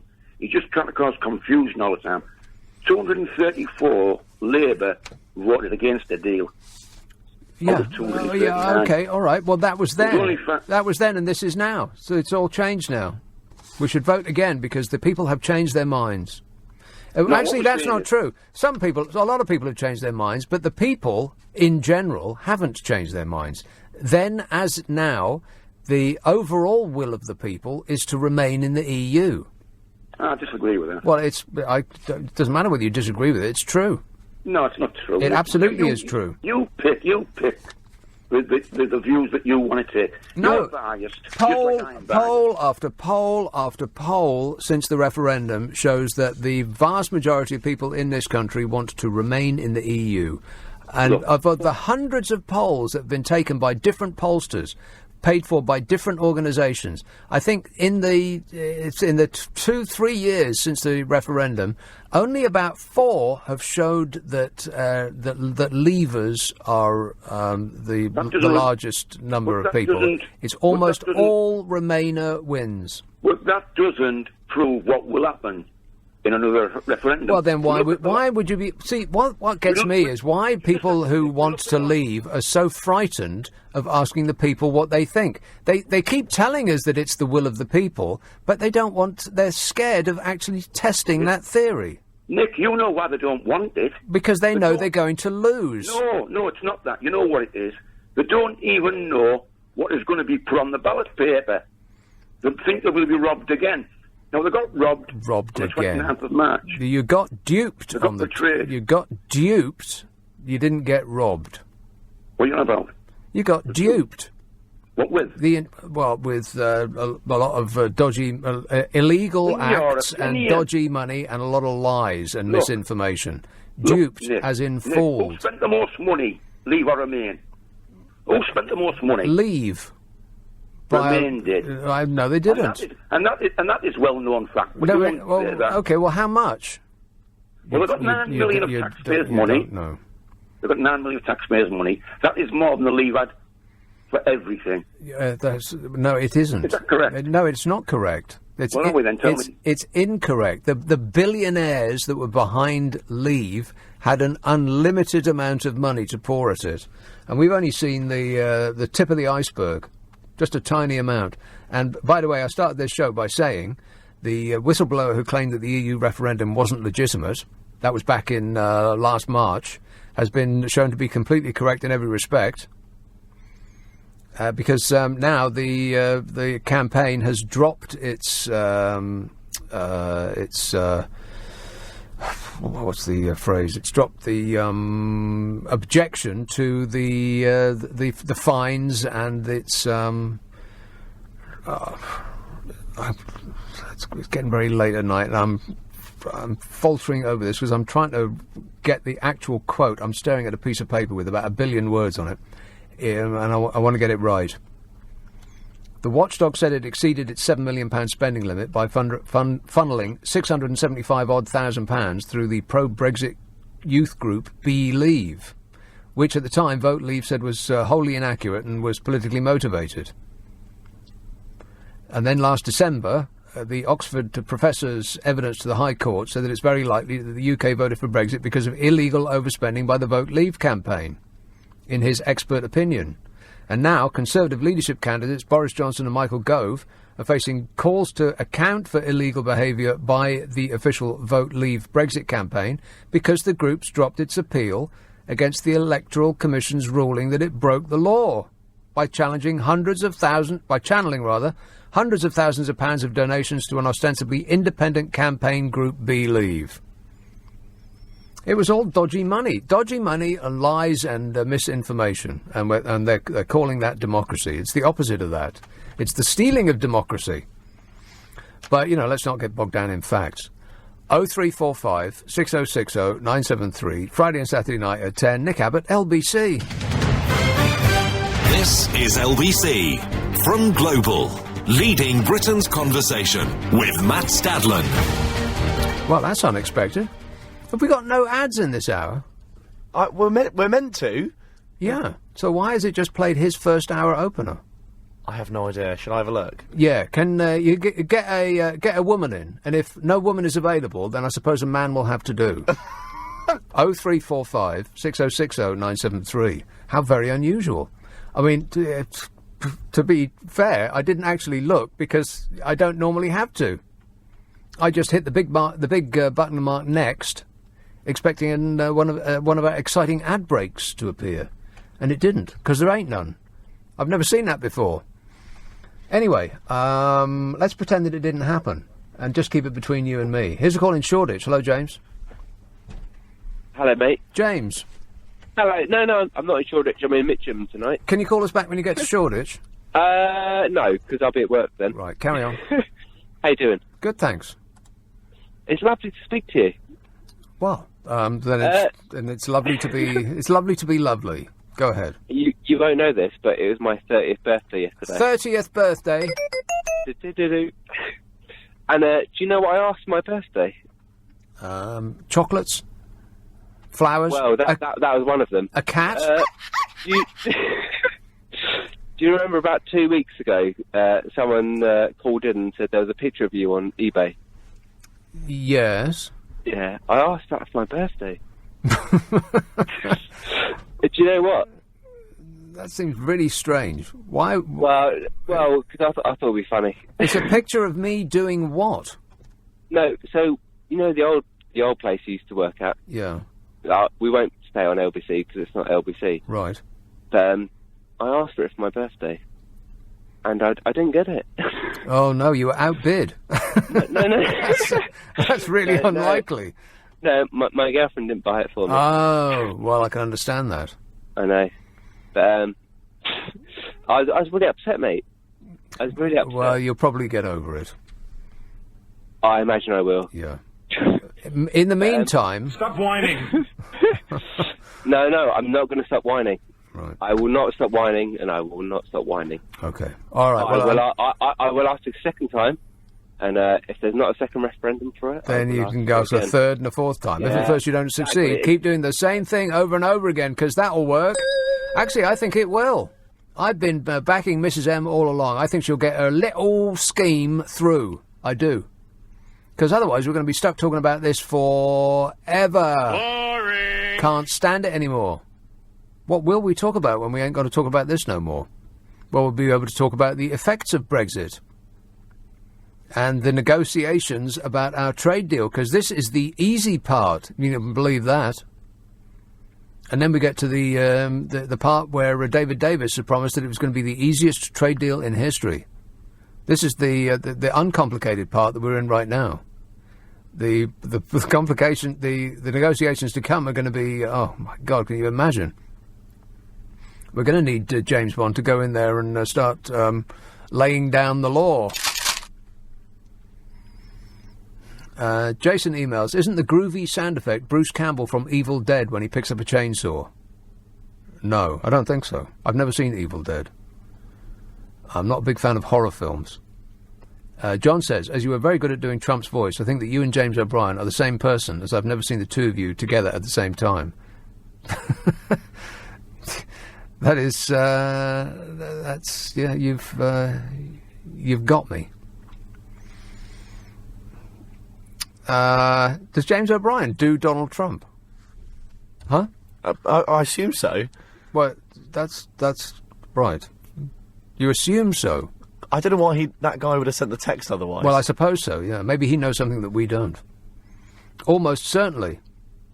And Josh rather says, I've been watching Dave Allen on the Beeb, a comedian who has stood the test of time. Dave Allen, yeah, the fellow with a little finger. And I'm not talking about small hands. No, it's not like that, Donny. Oh, shut up! He just had one small finger. And Elton in Wapping says, not that Elton, surely. Have we got royalty speaking to us? Not that Elton, surely. He says, I just went to the 24-hour Asda and the Isle of Dogs. Well, it isn't then. That is proof positive. Affirmative. He's just been to the Asda on the Isle of Dogs and it was shut. It shut at 10 a.m. How can that be shut? How can that be 24 hours? It shut at 10 a.m. 10 p.m. maybe. I know it's only 12 hours between friends, but I get it right. He just went to the 24-hour Asda on the Isle of Dogs and it was closed. It shut at 10 p.m., I'm assuming. How can that be 24 hours? The security guard pointed me in the direction of the Tesco Metro, which was open. Yeah, well, the Asda people are going to be furious about that. Get the Waltons on the phone. They'll be beside themselves. They just lost a sale. Here's a call in Manchester. Hello, Arthur. Hello there. Hello there. Yes. Is that Nick? Yes, sir. Ah, good evening. Yeah. A couple of things. Your last call about Dave Allen was spot on. He was a fine comedian. Yes.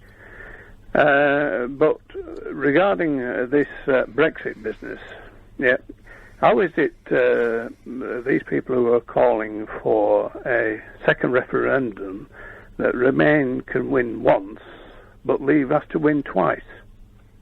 Remain can win once, but Leave has to win twice. Well, because it's not a question of that. The first go-around was suffused with dodgy money and illegal acts and lies and misinformation.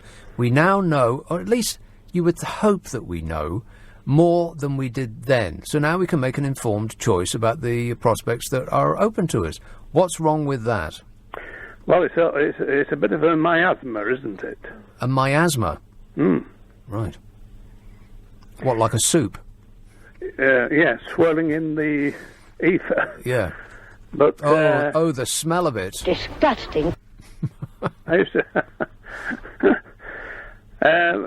What I really want to mention too is when the United Kingdom had to leave Hong Kong, it was done with dignity, apart from the heavy rainfall.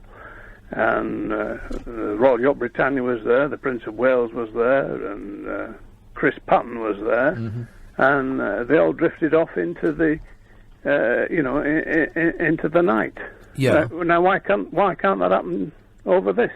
Because it's not remotely the same. Why not? Well, we don't trade with Hong Kong in any great manner, as we are entwined with the European Union. No, hang on a minute. We used to do. I used to buy pencils that said "Made in Hong Kong." Well, yeah, okay. You may have bought a pencil from Hong Kong, but that was about the it of it. Pardon? Dude, the trade that we used to do with Hong Kong cannot compare in size and complexity with the trade that we conduct with the European Union. Of course. Yeah. Go on. That's it. Well, God willing, this Brexit saga will be over. OK, well, there's no such thing as God, but apart from that, fingers crossed. Thanks a lot, Arthur. 03, unless that was a controversial thing to say this close to Easter, in which case I withdraw it. There is such a thing as God, but only if you're a Remainer. Richard emails, you are so patronising. Thank you. Are you getting enough sleep during the day, as you seem a little tetchy, mate? He said, tetchily. Mate. They're always so angry, so furiously angry. This says, Ross Kemp will lead the Remainer team. He is the James Bond, if the remainders. Ross Kemp for Prime Minister, could you imagine anyone argue with him?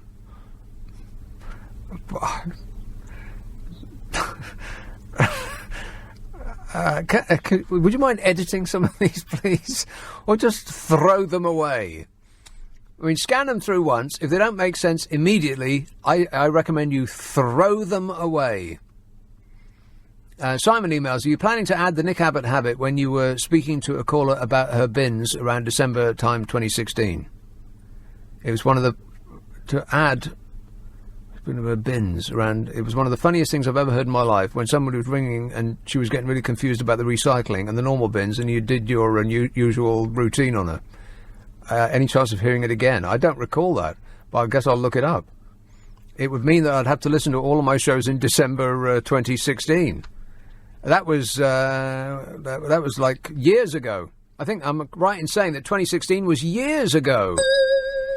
No, it's a no from me. Memories, what memories, eh? I don't remember a single thing about it. 0345 6060 973.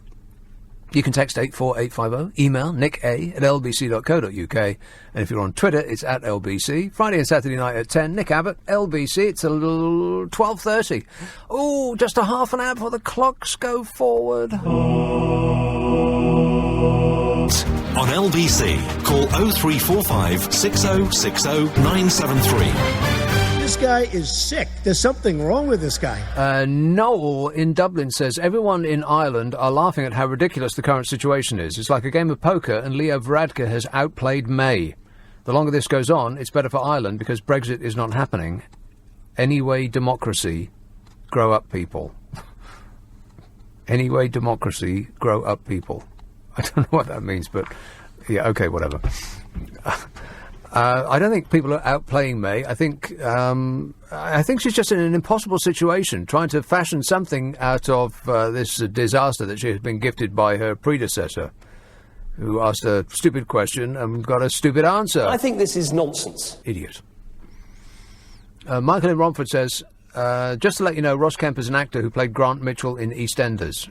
Right, that doesn't help me very much. I never saw EastEnders, but I have a vague idea of who you mean. And he shouldn't be anywhere near a James Bond film. What, are you kidding? And David says, just put the question to Parliament, leave with no deal or revoke Article 50. No more hiding from the democratic vote. Only these two options are workable. I think the people should be asked again. Here's a letter that I'll just give you a brief bit of this letter from a guy called Joseph, who wrote me an excellent letter, which apparently he sent to MPs. He says, I'm a pensioner living on a modest income, and I believe that Brexit would be damaging both to the country and to my own personal future. I am therefore angry that LBC presenters who are opposed to Brexit continually allow Brexiteers to make the false claim that the 17 million who voted to leave the EU in the June 2016 referendum was an expression of the will of the people, without challenging them and pointing out that the 17 million represented only 37% of the electorate, and that the country would probably have voted to remain if the EU, in the EU, if voting had been mandatory. What, are you kidding? I say that all the time. Are you listening to this show? He said, we're all supposed to respect the result of the June 2016 EU referendum because it was supposedly properly carried out in a democratic manner and involved the biggest turnout there's ever been in the UK election. But I have always found it difficult to respect the result of the vote for the simple reason that it was not democratic enough.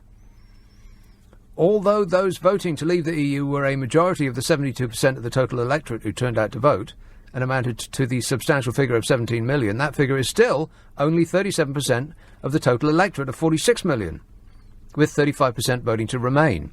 Research by the polling companies later showed that of the 28% of the electorate who did not vote, those who expressed an opinion either way would have voted 2-1 to remain if they had turned out to vote. And that had they voted, this would have resulted in a majority for remaining in the EU. Had voting in the referendum been compulsory, as it is in Australia and Belgium and a score of other countries, the referendum would almost certainly have resulted in a victory for those wishing to remain in the EU.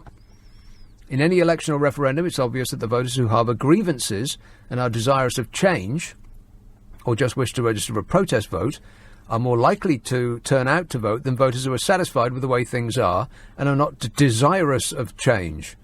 And this means, of course, that if the result is close, as it was in the June 2016 referendum, and is in favour of change, then it's almost certainly a flawed result by not properly registering the wishes of the voters who do not favour change. I've said all that too. Over and over again I've said it. He says nearly 3 years have passed since the 2016 referendum, and polls since then have shown a steady increase in the number of people wishing to stay in the EU. For Theresa May to ignore the increase in support of continuing membership of the EU and to refuse a rerun of the referendum is surely to ignore the true will of the people and undemocratic. We should have a second referendum. Spot blooming on. I mean, there's much, much more. But you've got the gist of it. Let's have a call in Wanstead. Hello, Patricia. Hello, my dear. Patricia. Yes. Yes, Patricia. Right. Okay. Is it my turn now? It is your turn now. Right. Two things. Vince Cable must be leaping and jumping about every night because all Remainers have somewhere to go. The Liberal Party. He must have millions and millions of voters now. Number two, please don't keep comparing the sizes of the marches. The Remainers have to march because they lost. The Leavers don't have to march because we won. That's why we didn't go on the march. Oh, no please. need. That's rewriting history there, Patricia. Are you kidding me? Neither of those two things are true. First of all, people don't choose their political parties based on whether they, on their positions on Brexit. They choose their political parties based on whether they like the bloke or the woman off the telly, or they've always voted that way, or a multiplicity of other different positions and issues. Not popular, not photogenic, not charismatic. Let them get another leader. And which European Union do you want to be a party of? The new one that's going to be right-wing? The new one that's going to be right-wing? Absolutely, they know it is. I don't know what you're talking about. And the Eastern Europeans don't obey any of the rules anyway. Okay. So is that the EU you want to be a party of? Yeah, whatever you say. I can't argue with you, Patricia. 03, because I don't want to. Mostly I can't be bothered. Everything you just said is wrong. But apart from that, James in Redditch says, I voted Brexit for a laugh and for the entertainment. Also, the next James Bond should be played by a woman like they did with Doctor Who. Doctor Who? No, the next James Bond should not be played by a woman. Wrong. a woman can play a spy superhero. Melissa McCarthy did in the film Spy, which Jason Statham was in, and I recommend you watch because it's very funny. But it's James Bond, not Jane Bond. David says, just put the question to Parliament. Leave with no deal or revoke Article 50. No more hiding from the democratic vote. Only these two options are workable. Did I just read that already? This says, Ed Sheeran for James Bond. Well, anything to stop him singing. Thanks a lot, Ed. You have delighted us enough. Now go and hang out in your wildlife pond. Does that look like a wildlife pond to you? No. Not really. Looks like a swimming pool to me. If you've not been reading the Super Soaraway Daily Mail, then you probably have no idea what I'm talking about. Good thing, too. Your mind is full enough of important information as it is, without having to squeeze ephemera like that in there. We are full up, and so's my mind. Ben says, Ross Kemp fought in Iraq and Afghanistan for us. He'll be the next Prime Minister, James Bond and more. Did he? Or did he just go there with cameras? I think he just went there with cameras, didn't he? He was actually fighting, like, with real bullets and everything. This one is all in capital letters. Oh, no. All in capital letters. I approach it with trepidation. He says, hello, Nick. I just had an idea about how a public vote on the next PM do not leave it to con party. Yeah, that's about what I was expecting. Shall I read it again? No. Hello, Nick. I just had an idea about a public vote on the next PM do not leave it to con party. Yeah. That was better the second time around. Now that makes perfect sense. And this says the reason why JOB and your erstwhile self are regularly connected is because you both have the infallible habit of speaking quite concisely from your sphincteral passages, additionally sharing the same planet, possibly Zog, or the belt of rock beyond Pluto. Yeah, and what's also similar between us is we can spot a moron at 50 paces, Ian.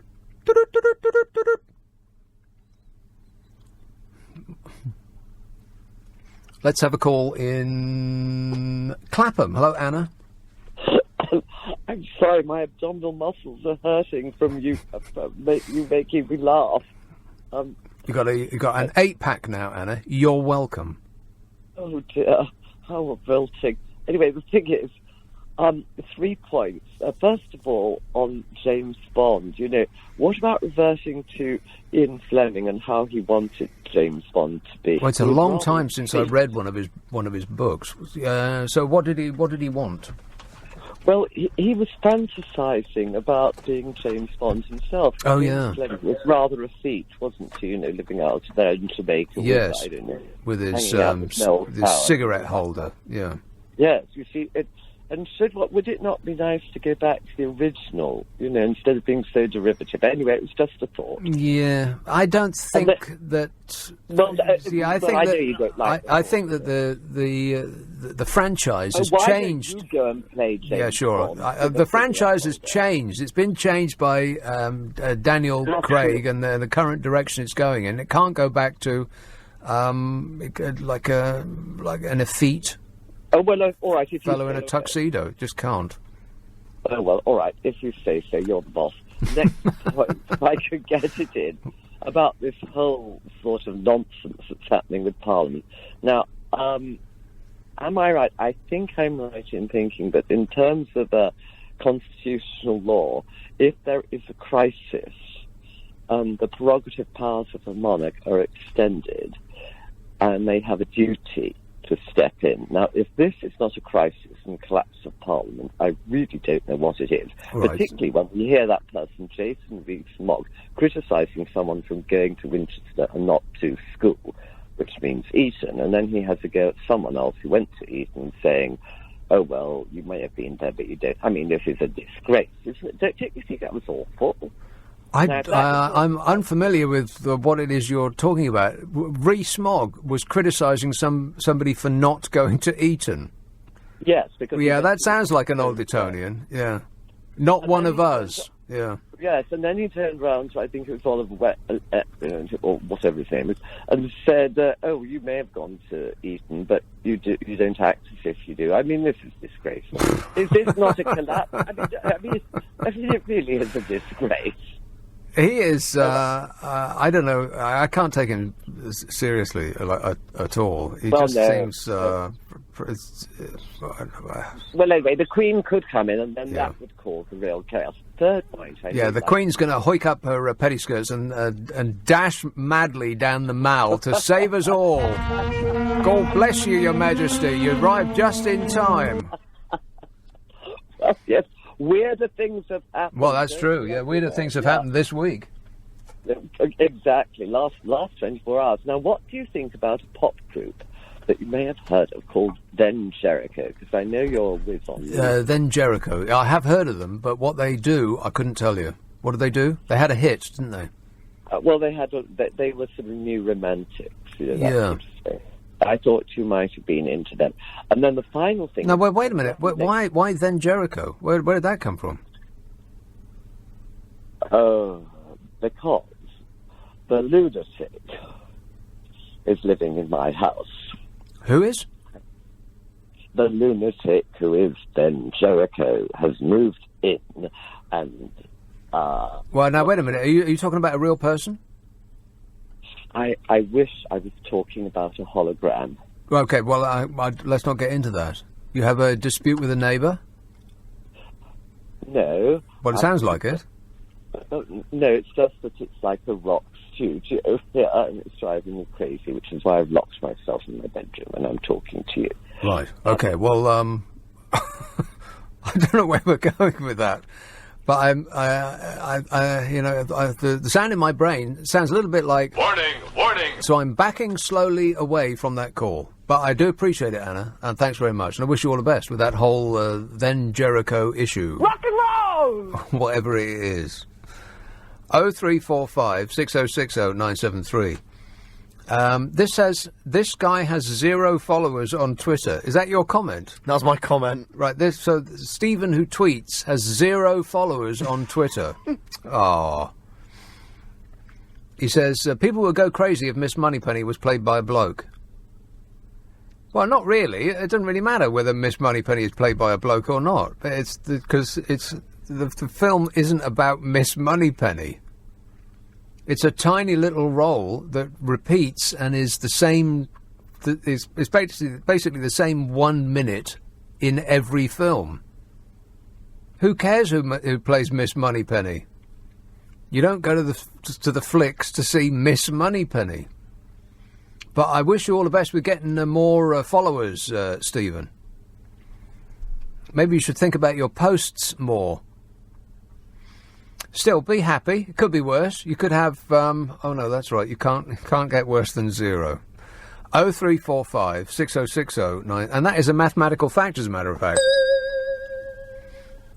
0345 6060 973. You can text 84850. Email nicka@lbc.co.uk. And if you're on Twitter, follow Stephen, for crying out loud. Coming up at 1 on LBC. This is LBC with Nick Abbott. Call 0345 6060 973. Tweet at LBC. Text 84850. Late breaking news. Conservative MPs from across the party are threatening to vote down any attempt by Mrs M to lead them into a snap election, warning it would split the Tories and exacerbate the Brexit crisis, if such a thing is possible. This is The Guardian reporting that in a sign of the collapse in authority suffered by the PM, Cabinet ministers are among those warning that there will be a serious campaign by Conservative MPs to vote against an election headed by May, a move that she hinted at last week to break the Brexit deadlock. Blimey, you can't even vote to leave. How's being a Prime Minister working out for you, Mrs M? Dreadful. Mal in Belfast says, I suggest to your Dublin texter that Varadkar has been outplayed by France and Germany, setting up their own parliament within the EU 27 to look after their own interests without Ireland being involved. France and Germany are using Ireland, you muppet. They are outplaying Ireland and you, dear texter, fact stupid. Half of it was in capital letters with exclamation marks. You know, like he's shouting at me. Always so furious.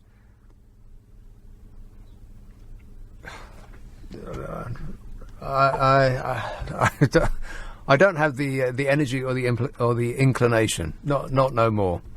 I'm just going to bat it away and ignore it. Bloomsbury, hello, Sophia. Hello. I'm glad to hear, Nick, that you are dealing with the situation that we obviously have got vested on us. Nevertheless, I do feel that there's a tendency for people to want to debate the matter all the time. I sent off an email to Jeremy Corbyn to say, please worry about the population and not deal with party politics. Because I let Keir Starmer into the door, and I know he's a nice man, and even he's getting upset about it. But I want to say that Mrs. May, it sounds very nice as a Prime Minister. I think it's a good... I don't want to hear all those old people coming back all the time. But the only thing I feel is that now the Europeans are trying to help us about putting the clocks back.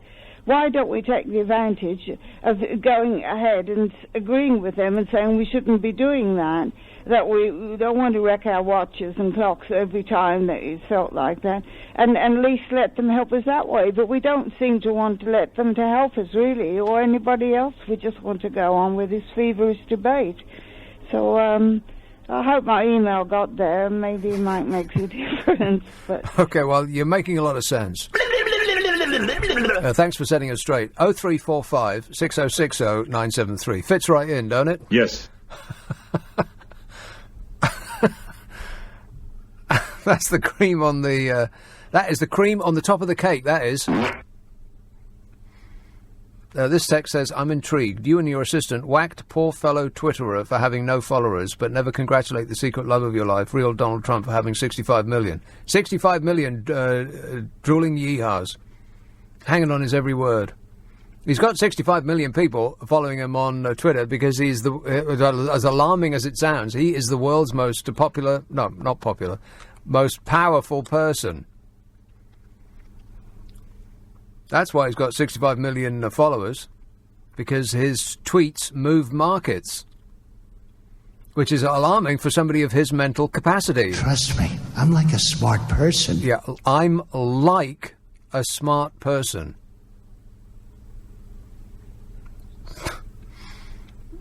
Albert says, next James Bond, why bother? The franchise is old and tired and should just be laid to rest. What? Are you kidding me? People beating each other up and shooting each other and driving around in Aston Martins, that'll never get old. Jason says, hitch a ride on my Magic Dolphins. I'm off to No Brexit Land, where Jeremy Corbyn has a dance-off with Theresa May every day at 2 to decide who's the bestest. That sounds great. I'll meet you at the airport. Let's have Enfield. Hello, Jane. Hi. Jane. Okay, so I'm listening to you, and incredible, isn't it? You're talking about. I know. It's like beyond belief. 1 o'clock in the morning. Can you believe that this is on the radio? Amazing. But you keep talking about a second referendum. Yeah. Well, I don't even call myself a Remainer anymore. I call myself a Regriever. I'm absolutely appalled at what I'm looking at. It is a car crash. I don't think anybody could have even expected the kind of nightmarish mess that has evolved in the last 3 years. I think that the population apparently wanted to give the government of this country a bloody nose. Well, they've certainly done that. No, they swung at the government and they hit themselves in the face. Kinda, yes. But the fact is that the Tories are completely split. The Labour Party has been hijacked by that limp, whatever he is, Jeremy Corbyn. Yeah. And that is completely split. There's she can put it back. Well, everything's the same as it used to be. Nobody can agree on anything at any time. That's because people think about things. Well, some do. But people who think about things do have different opinions. Towing the party line has suddenly become a thing of the past. Yeah, but that's not what we want from our MPs. We don't want them to just be a bunch of yes people. Fine. At any other time, I would agree with you. Here's the thing. The second referendum, I think, is dangerous in case Remain won. In case Remain won. Well, I'll tell you right now. I would bet that Remain would win. If we had a second referendum, and if it was compulsory, as it should be, Remain would win. And that is a dangerous thing. Why? Because those people keep shouting about we're going to go rioting on the streets and you're going to die because we'll kill you if we don't get our way. Those people. Because yes. Generally, I don't think Brexit is about economy. I think Brexit is about race. Well, of course it is. It's not about economy at all. The consequences are going to be economical. The consequences will all be about the money, honey. But the rest of it is about not wanting to be surrounded by people that don't talk, walk and squawk exactly like we do. And I'm sorry to break the news to you, but that ain't going to happen. There's not going to be fewer foreigners around. Not now, not ever, never. That's not the way that the world works anymore. This ain't the 1950s. Even in the 1950s, people were waiting at airports with signs saying, "We're full, go home." Anyway, Jane, and everybody else that's called and corrected me in every way, shape and form, I appreciate it. I really do. Thank you. And don't forget that my podcast is available. It's called The Nick Abbott Habit. It's available on an internet near you. Ask for it by name, The Nick Abbott Habit. If you download Global Player, then you'll find that it is an absolute delight from start to finish, and there's plenty on there to amuse even the most demanding of consumer. Coming up, Steve Allen will set you straight at 5 o'clock, but right now it's Matt Stadlen. Nick, did you know? Yes. You mentioned Tom Hiddleston a little earlier on in your show, and I love listening to your show, as you know. Of course. Tom Hiddleston was a friend of mine at Cambridge. Right. So you got in that you went to Cambridge. And we both got first-class degrees, except he got a double first. Yeah, it's worked out well for you. Stop that. Stop it. Do you know who else is in the building? I don't care. Steve Allen. Steve Allen is in the building. Oh! Are you friends with Steve? I am now. Yeah, me too. I had two. I broke my rule. Also, what's going to happen with Brexit? Just remind me again. Oh, God, he said the B word. He said the B word right off the bat. Warning, warning. All right. Hey, it's not going to be 1 o'clock anymore. You know that, don't you? It's 2 o'clock. On your radio, on your phone, and here. Play LBC. Leading Britain's conversation. This is LBC. From Global's newsroom at 2 o'clock, Theresa May is looking at bringing her Brexit plan back to Parliament after it was defeated for a third time on Friday. Tomorrow there'll be another set of indicative votes as MPs seek to find a consensus over a different way forward. Jonathan Liss from the British Influence Group doesn't think that the Prime Minister's EU withdrawal deal should be put forward for a fourth vote. I think it's time to call it a day. There have been 3 attempts now. Each have been defeated extremely comfortably. And so Theresa May simply needs to do something that she hasn't done, and that is to compromise. We saw last week that there were a lot of votes for other options. The customs union, the confirmatory ballot. Well, some MPs are continuing to call for Theresa May to stand down before she secures a Brexit deal. However, Joe Twyman is the co-founder of the polling and research organisation Delta Poll. He told LBC there's slim pickings when it comes to finding a new Prime Minister. Well, you could say that the candidates divide very clearly into 2 groups, those that the public don't know and those that the public don't like, which is not a great situation for the party to be in. Boris Johnson, for most of the polling, is the most popular of the candidates, but his popularity is still very low. But really, it's very uncertain, and it could be someone that most people haven't heard of, someone who has not been, if you like, tarnished by this whole process, a clean pair of hands, perhaps. A woman is in a critical condition after being stabbed in the back in North London. The victim was attacked just after 7 o'clock last night on Aberdeen Road in Edmonton. No one has been arrested. Meanwhile, the Met Police say the murder of a man who was stabbed inside his car in South London on Friday was a targeted attack. The 40-year-old victim was stabbed in his car close to Clapham Common tube station. 3 men were seen running away. Stop and search powers are still in force in the area. From today, thousands more police officers will have the power to authorise enhanced stop and search operations. It's as the government tries to reduce knife crime across the UK. 7 areas will trial the new regulations. Steve House is the Deputy Commissioner of the Met Police. He says the use of technology will also play a key role. We also deploy our officers now. We've deployed over 20,000 body-worn video cameras for our officers. And around about 90% of stop and search body-worn videos are on. I think that gives the officers confidence, but it should also give members of the public confidence as well. The boss of Facebook has outlined the areas the social network and internet should be regulated further. In a post online, Mark Zuckerberg highlights 4 key areas in need of tougher control. They are harmful content, election integrity, privacy and data portability. More than £200 million will be allocated to English councils to improve road surfaces. Local authorities will share a £50 million fund towards pothole repairs and flood resilience. £151 million will be handed out to reward examples of best practice. And the clocks have gone forward. It's as the UK enters British summertime. It's now 3 minutes past 2 o'clock. LBC weather. Well, rain moving across England and Wales through the night. Clearer further north. Frost by dawn. Lows of -1. From Global's newsroom for LBC, I'm Zora Suleiman. This is LBC from Global, leading Britain's conversation with Matt Stadlen. Very, very good morning to you. Now, I was going to talk to you about the B word, but I think a combination of Nick Abbott and a headline that has just dropped has rather put me off. I think maybe instead we could talk about the fact that the police are getting more stop and search powers to combat knife crime. Police in England and Wales have been given greater stop and search powers to tackle knife crime. The Home Secretary Sajid Javid, of course one of those vying for the top job, so we're led to believe, he's making it easier for officers to search people without reasonable suspicion in places where serious violence may occur.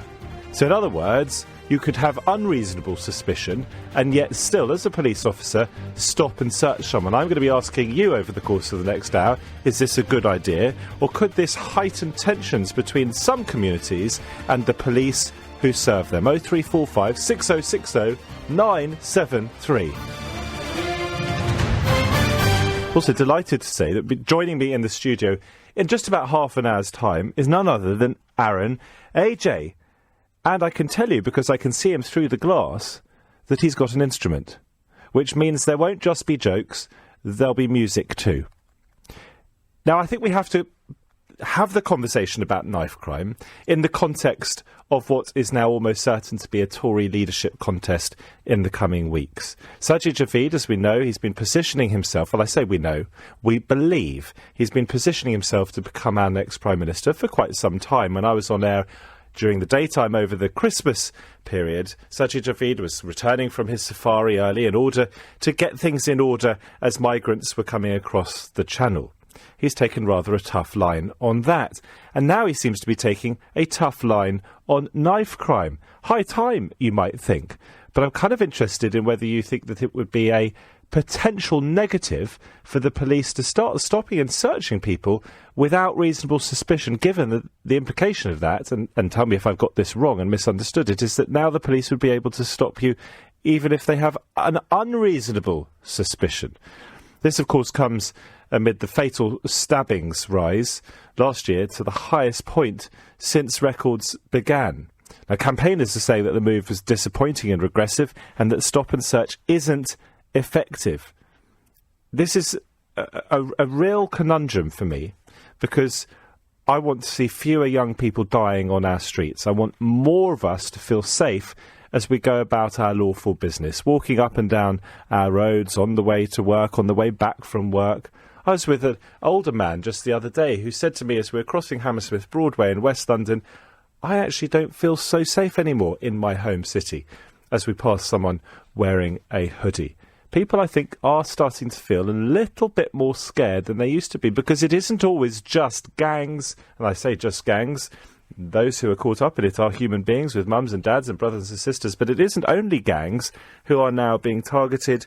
People completely unrelated to gang warfare, drugs and knives are also affected. 0345 6060 973. If you have a personal story about what it was like to be stopped and searched, how it made you feel, and whether it felt disempowering to such an extent that you were more likely to offend in the future, I'd love to hear from you. You can text in as well, 84850. You can tweet at LBC. There's something that doesn't quite smell right.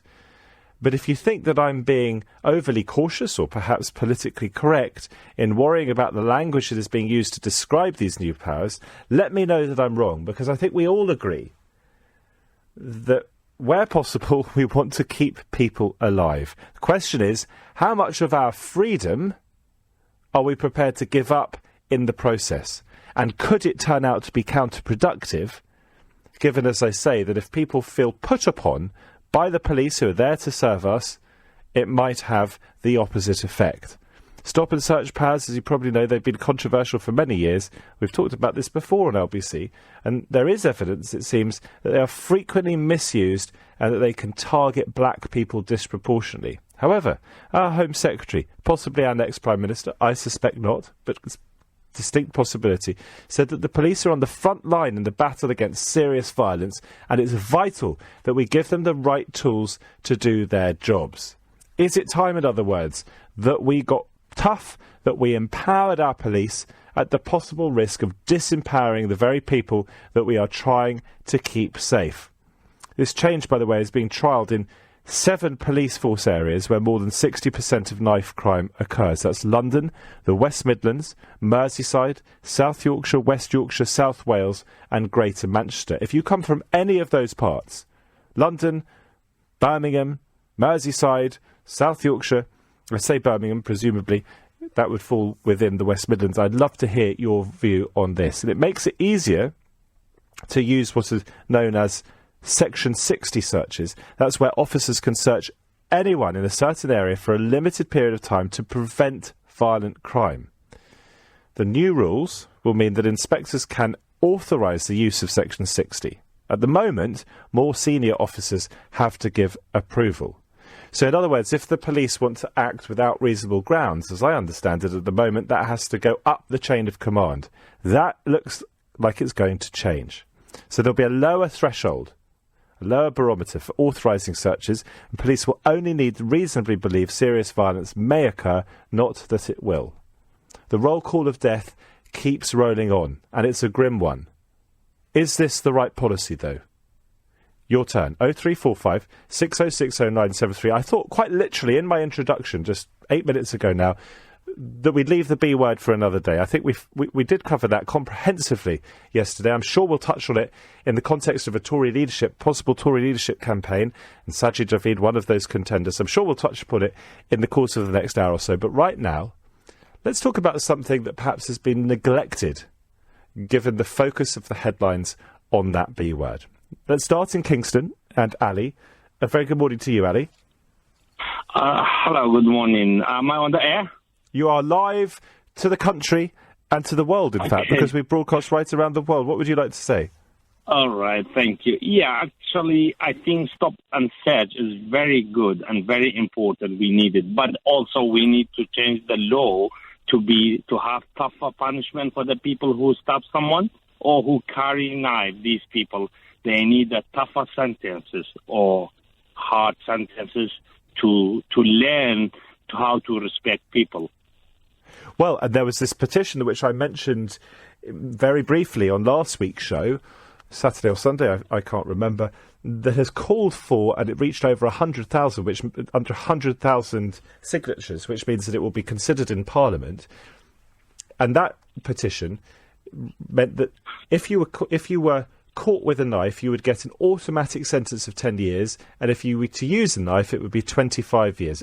Is that too much? Is that going over the top? Is that too draconian, Ali, or is that the sort of ballpark that you're thinking about?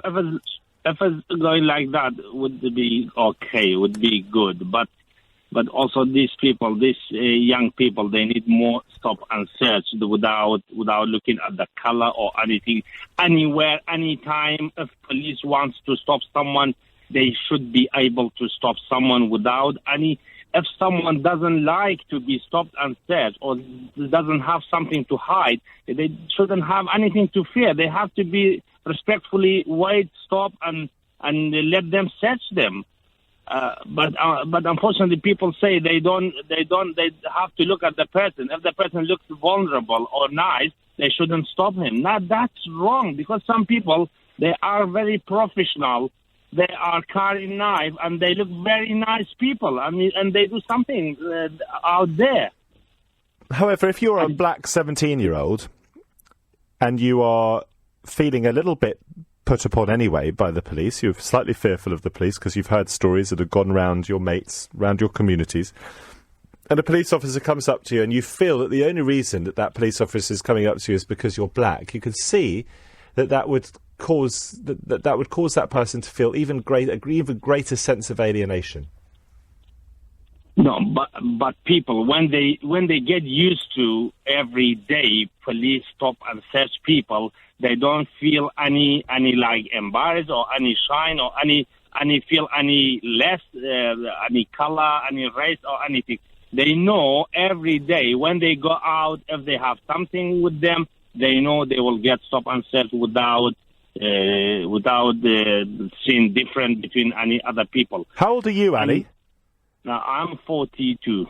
Do you feel safe in Kingston, in South London? Not really. I don't feel safe. I am very scared, especially my children going to school, my son, my daughter, especially since last few months. I am very, very worried. I'm very worried about this because every day, yesterday, every night, last night I heard from the radio in Wood Green, a person was on the cycle and 4 people forced him into a car, stole him, took him. How come? Where are police? And I don't see many police in the road like even last month.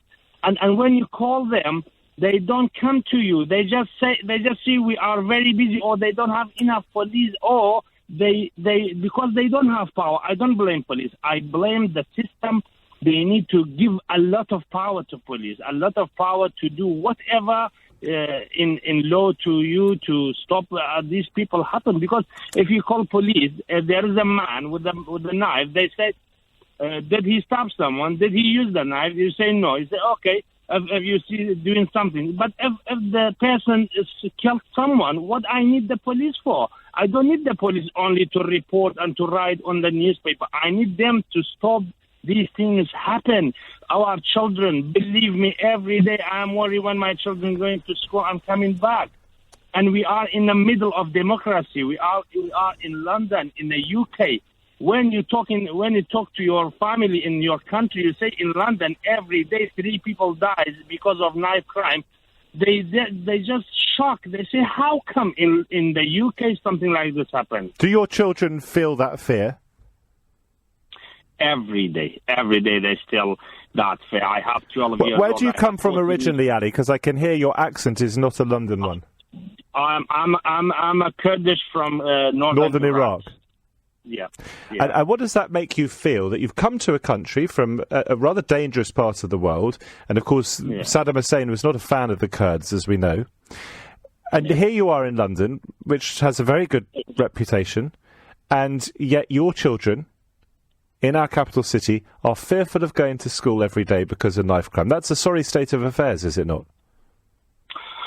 Yeah, but in Iraq there is not that much knife. There is other problem, but not knife crime, because the sentence is very tough, and you would be able to defend in your house if someone burglar or knifing in your house. You would be able to defend yourself. Here in the law, they say if someone breaking into your house, you have to watch. You can't touch until they do something.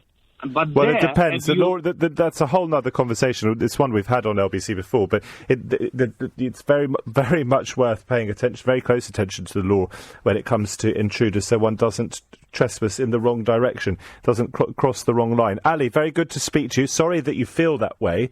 What an impassioned call that was to start this conversation. Lots of you want to have your say. Ali there doesn't feel safe himself, worries every day for his children. His children don't feel safe. This is a man who came from northern Iraq, for goodness sake.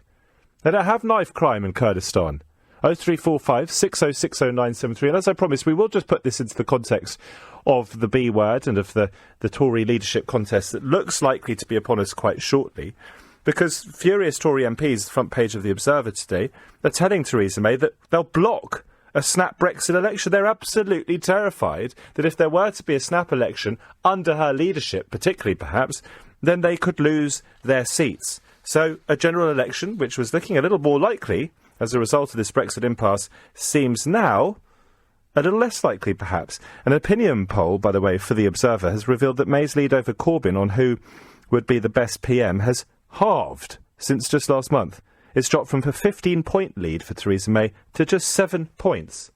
And when the Tory leadership hopefuls were pitted against Corbyn, only Boris Johnson, Bojo the Clown, only Bojo came out with a lead over the Labour leader. A quarter of voters, 25%, thought that Johnson would be the best Prime Minister, compared with 24% for Corbyn. We live in deeply, deeply divided times. And I wonder whether Sajid Javid attempting to get tough on knife crime and giving police more stop and search powers might be your candidate. 0345 6060 973. Tell me whether you feel safe on your streets, whether you feel that your children are safe, and whether you back this step, inspired by the Home Secretary, to give police those greater powers. Or could they be counterproductive? Are these loss of freedoms worth it if we save lives? Matt Stadden with you, Saturday and Sunday mornings, 1 till 5. It's 18 minutes past 2. This is LBC. EU exit. My business. Plan. Exports. The facts. Leaving the EU may mean your business needs to prepare for change. Even if you think your business won't be affected, it's worth double-checking. To help you prepare your business, you can find guidance and up-to-date information at gov.uk/EU exit. Highways England is here to improve your journey. Have you noticed the emergency refuge areas along the motorway? You might have wondered what they're for. Not this. I need the toilet. Or this. Are you tired? Do you want me to drive? Or even this. Emergency refuge areas are on motorways for emergencies only. For more information on emergency refuge areas, search online for smart motorways. Looking for your perfect kitchen? Visit roomsense.co.uk. Quality at a price you can afford. That's Room Sense. How do I stay safe online? Probably not the first thing they'll think to search for, is it?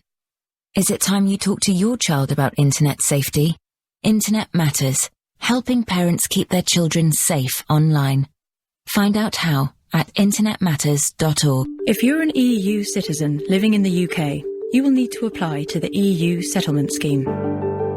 This means that the rights you currently have will be protected after the UK leaves the EU. The scheme is fully open and you have plenty of time to apply. It is free. To find out more and to apply, visit gov.uk/EU Settlement Scheme. Irish citizens or those with valid indefinite leave don't need to apply. It took two brothers. And me, a designer. A software engineer. A manufacturing leader. A digital content creator. A product packer. And me, Ben, the relationship manager from Lloyds Bank, to bring the tech industry and sustainable fashion together. Because by working together with the business, he helped provide the finance needed for T-Mill to make sustainable clothing more accessible. Lloyds Bank, by the side of business. This is LBC with Matt Stadlen. Call 0345 6060 973. Tweet at LBC. Text 84850. As a Londoner, as you might imagine, this is something that I feel very, very strongly about. Getting the balance right between being tough on knife crime, stopping these people doing these terrible things, keeping people alive, but at the same time, not taking away our freedoms unnecessarily without due consideration for the ways in which this could be counterproductive. We know, don't we, that there have been real difficulties between certain ethnic communities in this country, and in London perhaps particularly, and the police over the years, over the decades. We know that there has been in the past, and this was an upshot of the Stephen Lawrence murder, institutionalised racism in the Metropolitan Police in the past. So we have to tread very carefully here. But how carefully should we tread before more lives are lost? And do you think stop and search works? That's what it boils down to. Will it save lives? And if it does save lives, is it a price worth paying that some people might think that they are being stopped for the wrong reasons, stopped simply because of the colour of their skin? 0345 6060 973. Mike is in Camden. Mike, good morning to you. Oh, good morning, Matt. Thank you for taking my call. I just want to say that I think great show, but I think the issue here is the police are our last defenders. They're the thin blue line in many respects, and they've all we have, whoever we are, between law and order and decency and security, and they have a difficult job to do. I know it's difficult to sometimes feel that, but whatever they do, as long as they can protect life, help some of these young teenagers who are at a vulnerable state, whatever it is that helps them to enable them to survive, to get beyond the age that they are and they have to the next stage in their life, and that's a good thing. I know it's not an easy thing, but they're all we have, and I think we have to support that. You sound to me like a middle-class white bloke living in North London. How do you feel this affects you? Well, I know many people and friends who have children who are of the age, who are vulnerable, who are going through, if I can put it this way, a stage in their life where they need as much support as they can get from school and family, society, and if the police are another agency to help that by protecting them and to enable them to get through that stage of vulnerability, then I think that's important. It doesn't affect me directly, but as a member of society, I live amongst it, especially in Camden and in North London. It's a perennial problem. And you say it doesn't affect you directly beyond your role in society and being a human being and concern for your fellow man, but do you feel safe when you walk down the streets of Camden? In the main, yes. Not always. It can be a bit vulnerable, but the problems can be from surprising factors, not just the youth and stuff like that. It can be from people who've, especially if you're walking down the high street and stuff like that. It can be from people who've perhaps had too much to drink or perhaps a bit out of,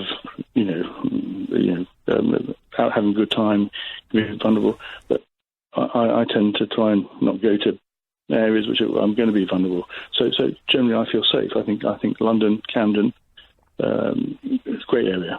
Funnily enough, I don't really feel threatened by knife crime. What I do feel threatened by is if I go to a small town in England, sometimes the centre of London, sometimes say Islington High Street, Upper Street, or whatever it's called, and there are a whole load of juiced up middle class lads storming around, basically looking for a bit of a fight. Not the knives, but the fist. And I'll tell you what, I was coming back from a wedding just a few hours ago, across town, across the river, and got to Trafalgar Square, and there are a whole bunch of Sunderland fans who are in town for some sort of final tomorrow. I think against Portsmouth. Tomorrow. Yeah. This was like a different species of human being, the way that they were behaving.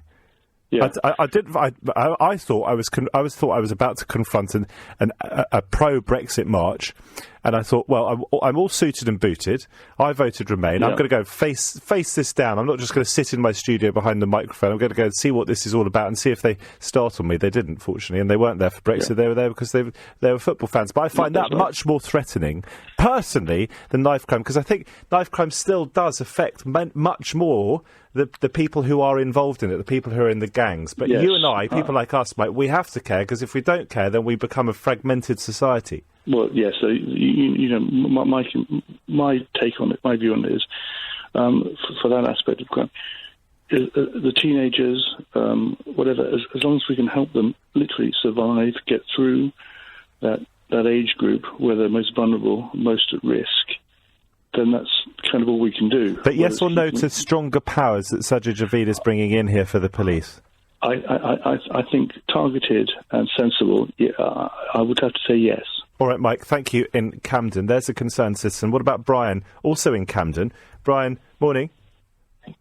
Good morning. Yes or no to these tougher police powers that Sajid Javid wants to use to combat knife crime?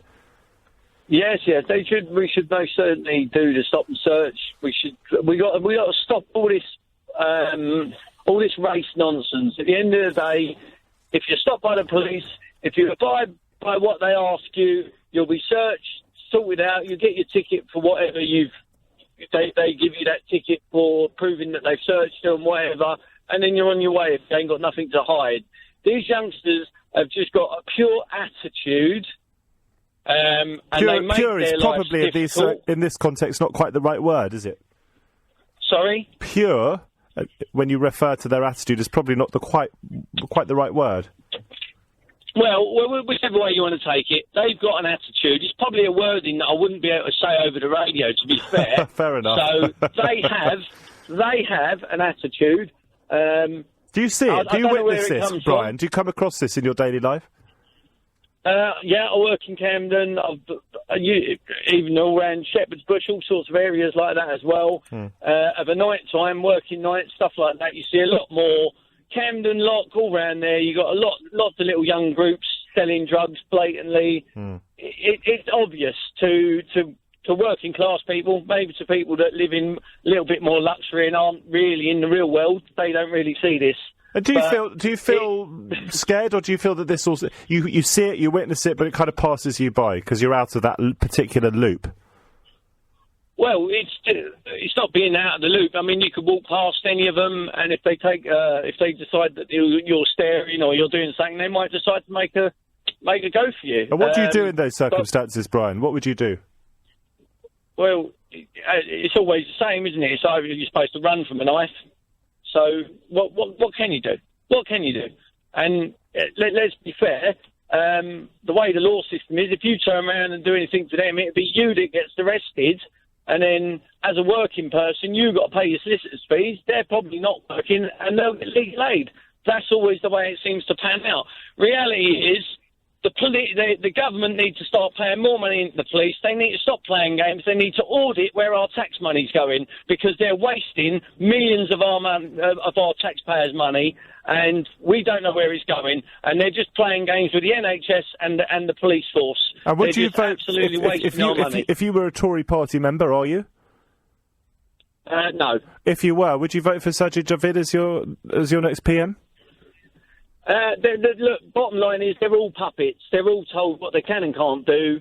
They're all put there so we believe we got some say-so. We have no say-so. They do what they want to do. And it's proven time and time again, every 5 years, general election, they tell us a whole load of lies. They'll put more money into the NHS. They'll put more money into that. And then they get voted in. Nothing of it at all. And that's gone on for over 40 years that I know of. But hang on, who's the puppeteer here? As long as they get away with it, Brian. As long as they get away with it, they continue to lie to us, and they get away with it. Who's the puppeteer? Who's pulling the strings here? If they're all puppets, who's the puppeteer? Is it Glenn Hoddle? No, obviously you've got the mighty rich people, haven't you? They're the powerful ones, the ones with all the money. All right, thanks a lot, Brian. I'm not quite sure which powerful rich people you're talking about. 0345 6060 973. Maybe it's Sven-Göran Eriksson. Text 84850. Tweet at LBC. What officers? Asks this anonymous texter.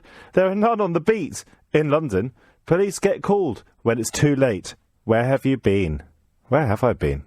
0345 6060 973. This is Matt Stadden from his sheltered studio just off Leicester Square. Time now on LBC, as it always is.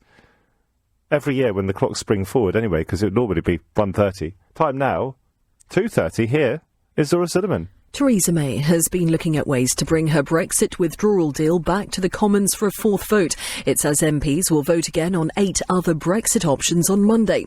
From today, thousands more police officers will have the power to authorise enhanced stop-and-search operations. It says the government tries to reduce knife crime across the UK. 7 areas will trial the new regulations. And more than £200 million will be allocated to English councils to improve road surfaces. Local authorities will share a £50 million fund towards pothole repairs and flood resilience. Also, £151 million will be handed out to reward examples of best practice. LBC weather, well, rain moving across England and Wales through the night. Clearer further north though, but frost by dawn. Lows of -1. This is LBC. Broking is the way to secure the finance you need. And Finance for Business are the brokers you can rely on. Search Finance for Business for details. If you're an EU citizen living in the UK, you will need to apply to the EU Settlement Scheme. The scheme is fully open and you have plenty of time to apply. It is free and all you need is your passport or ID card and to complete an online form.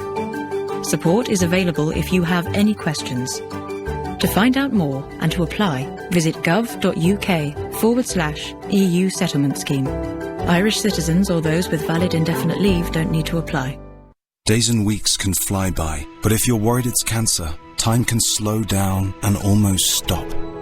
That's why, with Bupa Health Insurance, you can call us about any symptom of cancer without seeing your GP first. Depending on your cover and your symptoms, we could even refer you to a consultant there and then. Bupa Health Insurance. For living. To find out more, search Bupa. Direct access services may not be available for some underwriting methods, and you may need to provide evidence the conditions are not pre-existing. Sky Sports F1 is the home of live and exclusive F1, and there's never been a better time to join. For just £10 extra a month, watch every practice, qualifying and race, live and in stunning HD. Oh, that was magic, man. Just £10 extra a month, an incredible price guaranteed for 2 years. Oh, this is amazing. Our best ever offer ends April 1st. Search Sky Sports F1. Sky Entertainment, £22 a month, required with new 18-month contract, set up fee up to £20, further terms apply. Be honest. How effective is your digital marketing? Does it really feed off the passion that you have for your business? And is it actually generating the leads and growth you need? For digital marketing that is as creative as it is effective, talk to Generate UK. For the last 10 years, our award-winning agency have helped clients to successfully create and deliver strategies that generate real results. To receive your free digital consultation, search Generate UK now. Terms and conditions apply. EU exit. My business plan. Exports. The facts. Leaving the EU may mean your business needs to prepare for change. Even if you think your business won't be affected, it's worth double-checking. To help you prepare your business, you can find guidance and up-to-date information at gov.uk/EU exit. Matt Stadland on LBC. Call 0345 6060 973. Yes, this is Matt Stadland. This is LBC, and we're going to unpick this little bit of scheduling or programme making right now together live. Because what we were going to be doing now is speaking to the Australian comedian Aaron AJ. But then, as you'll recall, about half an hour ago, as I was introducing the show, I decided to change topics from the B word to knife crime. I thought we'd had enough of the B word just for the moment. And so instead of talking to Aaron, we're going to bring Aaron back at 3 o'clock, which, by the way, of course, would have been 2 o'clock had the clocks not by now sprung forward. And then we will talk to Aaron about exactly the same things that we were going to talk to him about at 2 o'clock, which, of course, in the old days would have been 1 o'clock. But nonetheless, just to prove to you that Aaron is not a figment of my imagination and that he is here and his surname is AJ, would you like to say hello to the LBC audience, Aaron? Morning, Matt. Morning, everybody. Do you feel safe on the streets of London? You look sometimes. like a pretty tough chap. Oh, it depends. I hardly go out these days. Well, not at night anyway, so I'm definitely taking an Uber home after this. But getting in here, were you doing a gig tonight? No. So you were all right walking through the streets, getting through Leicester Square? Because it gets a bit dicey around here, I find. I mean, I run the gauntlet when I leave at 5 in the morning. My goodness, some of the characters you see out and about. Definitely. And they're usually drunk or they're high, and so they don't know what's good for them. They don't realise that if they were to start a fight with me, they'd end up losing, because they have an inflated sense of themselves at that point of the morning. Absolutely. I find that just don't make any eye contact. Best way forward. Absolutely. Well, funnily enough, actually, and I'm 6'3", and even though I've lost a bit of weight, still over 15 stone, when I was walking back to my car last Sunday morning at 5, this guy looked at me, and I just... there were 3 of them, and you kind of... pick it up usually. Sometimes it could take you by surprise, but usually you have a sense that there's some no good going on. Yeah. And I looked at him and then I carried on, and I happened to be running because it was a bit nippy and I wanted to get back to my car, and it was late or early. And then when I was sort of safely out of his range, about 20 metres or so, he suddenly shouted, "Oi!" after me. And it's kind of weird, isn't it, that sort of behaviour? But was he actually awing to you, though? I imagined he was awing to me. I don't think that was me in a state of paranoia. Anyway, I just kept running. I couldn't be bothered with turning around and saying "oi" back or trying to prove myself, because, of course, with so many knives around in London, it's just not worth it, is it? No, not at all.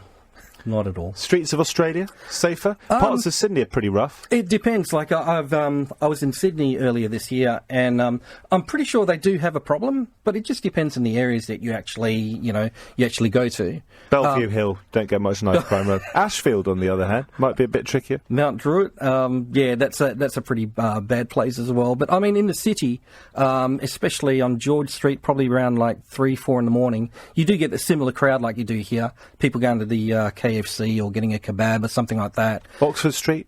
Oxford Street, I actually used to live around there years and years ago when I used to work in Sydney.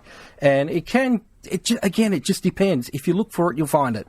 If you mind your own business, it's only going to be your bad luck if something actually happens to you. Now, my esteemed producer, Nick, made me promise to him that when you came in, I wouldn't do what I normally do when we have a comedian on my show early hours, and that is to introduce you by saying, you are a comedian and you're going to make us laugh. But you are going to make us laugh, aren't you? Yeah, I hope so. Are we talking about the B word later on, are we? I think we could touch on it.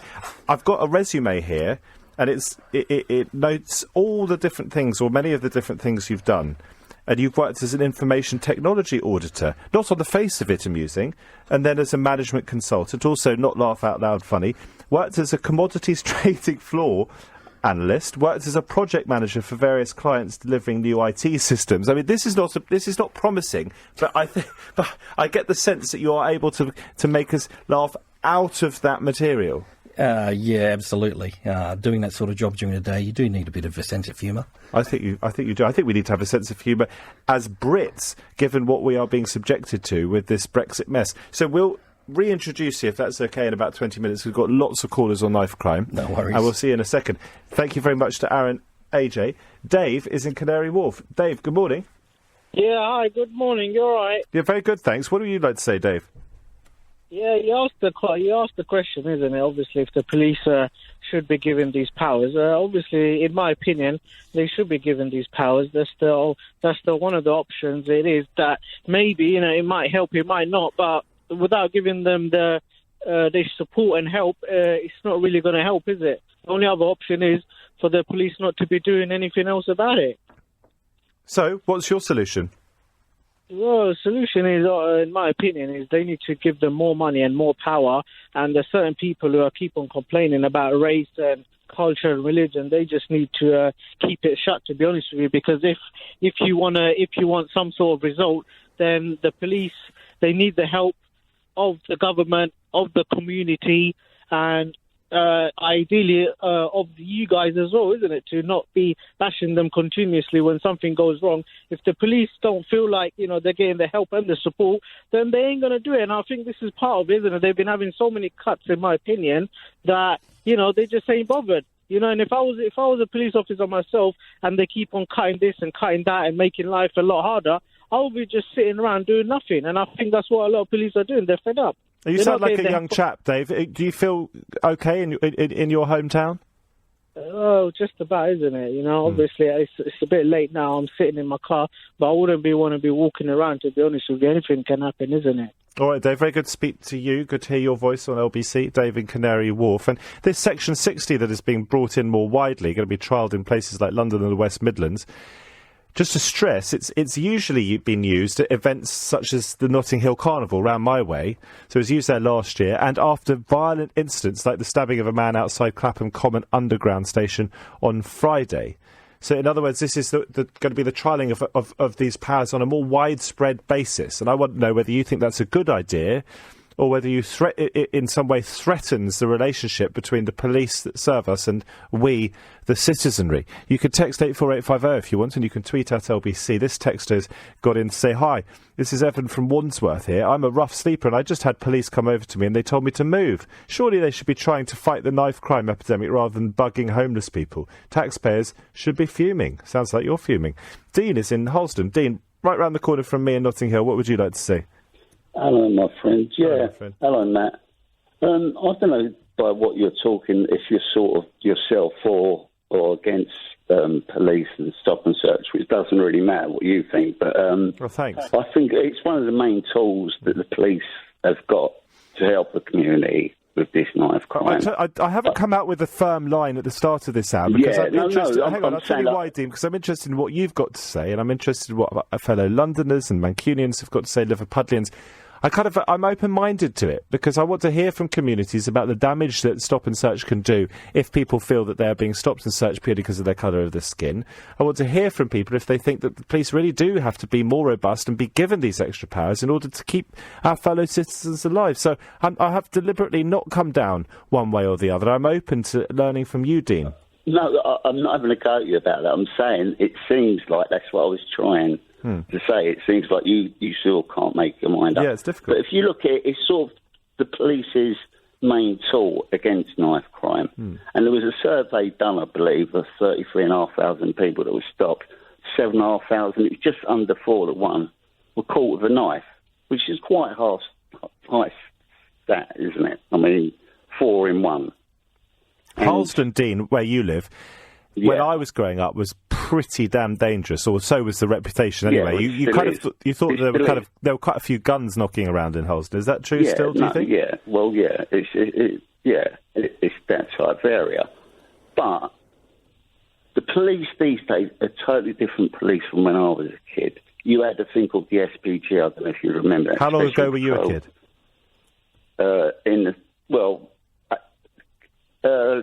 Late 70s, early 80s, if you say kids who are 14, 15. I mean, they would just come and stop you. You'd get a slap for nothing. But this is a totally different police force now. They've got cameras on them. Now, if they're going to stop and search you, and it doesn't matter about race, and if you're going to say about it's going to put black people off because they've heard stories, you're just perpetuating a narrative of victimhood there. I'd prefer if no one said about race, because race ain't something we're trying to save kids' lives. Yeah. That's what everyone wants, do they not? I think they do. I've got a friend that goes into schools and he teaches about sort of not knife crime, but trying to put kids off going to prison. And he does this seminar, blah, blah, blah. But he says you can see the kids at 14 and whatever, they just roll their eyes. And it's just like, F you type of thing. Yeah. Sorry for that. But I think if we could get kids a little bit younger, even though it sounds a little bit ridiculous that you should go into primary schools and have to teach kids about knife crime. We were talking about yesterday about teaching young kids about... bit younger. We were talking about kids last night in Birmingham, whether they should be taught about same-sex marriages. If they could be taught about that, which I think they should be, they could be taught about knife crime. I totally agree. But there'd be so many people that wouldn't agree. I mean, sort of, you're using hyperbole, like, is it worth losing our loss of freedom? I mean, to use words like that, our loss of freedom, that's your word. You use them, our loss of freedom. It's a little bit strong, isn't it? That you might be pulled over, hopefully in a polite way. All police now in London have got cameras or whatever. All right, so... But it is an important thing, this, Dean. We don't want to live in a police state. Loss of freedom. Come on, loss of freedom. I tell you, I feel actually, if I was stopped by the police, I would feel a little bit, not so much stressed out by it, but kind of like, hang on, I'm just walking around my city, around my country, minding my own business. Who are you to stop me? Yeah, but would you take into consideration that now, I doubt if you'd be stopped. I don't know what you are, but you said you're a middle-class, suited-up thing, you gentlemen. Now, the reason you probably wouldn't be stopped is not because of any racism or this, that, whatever. It's just that most stabbings are not done by middle-class men in suits. So it's just sort of a waste of time. They've only got a finite amount of time and people to search. So you would go for the people that are more likely to be stabbing people, wouldn't you? And the statistics show it's young fellas. All right, Dean, thank you. Stay safe in Harlesden. This is, of course, a big change under the Prime Minister Theresa May, given that when she was Home Secretary in 2014, she introduced a revised code of conduct after an inquiry examined thousands of police searches and found 27%, so just over a quarter, may have been illegal.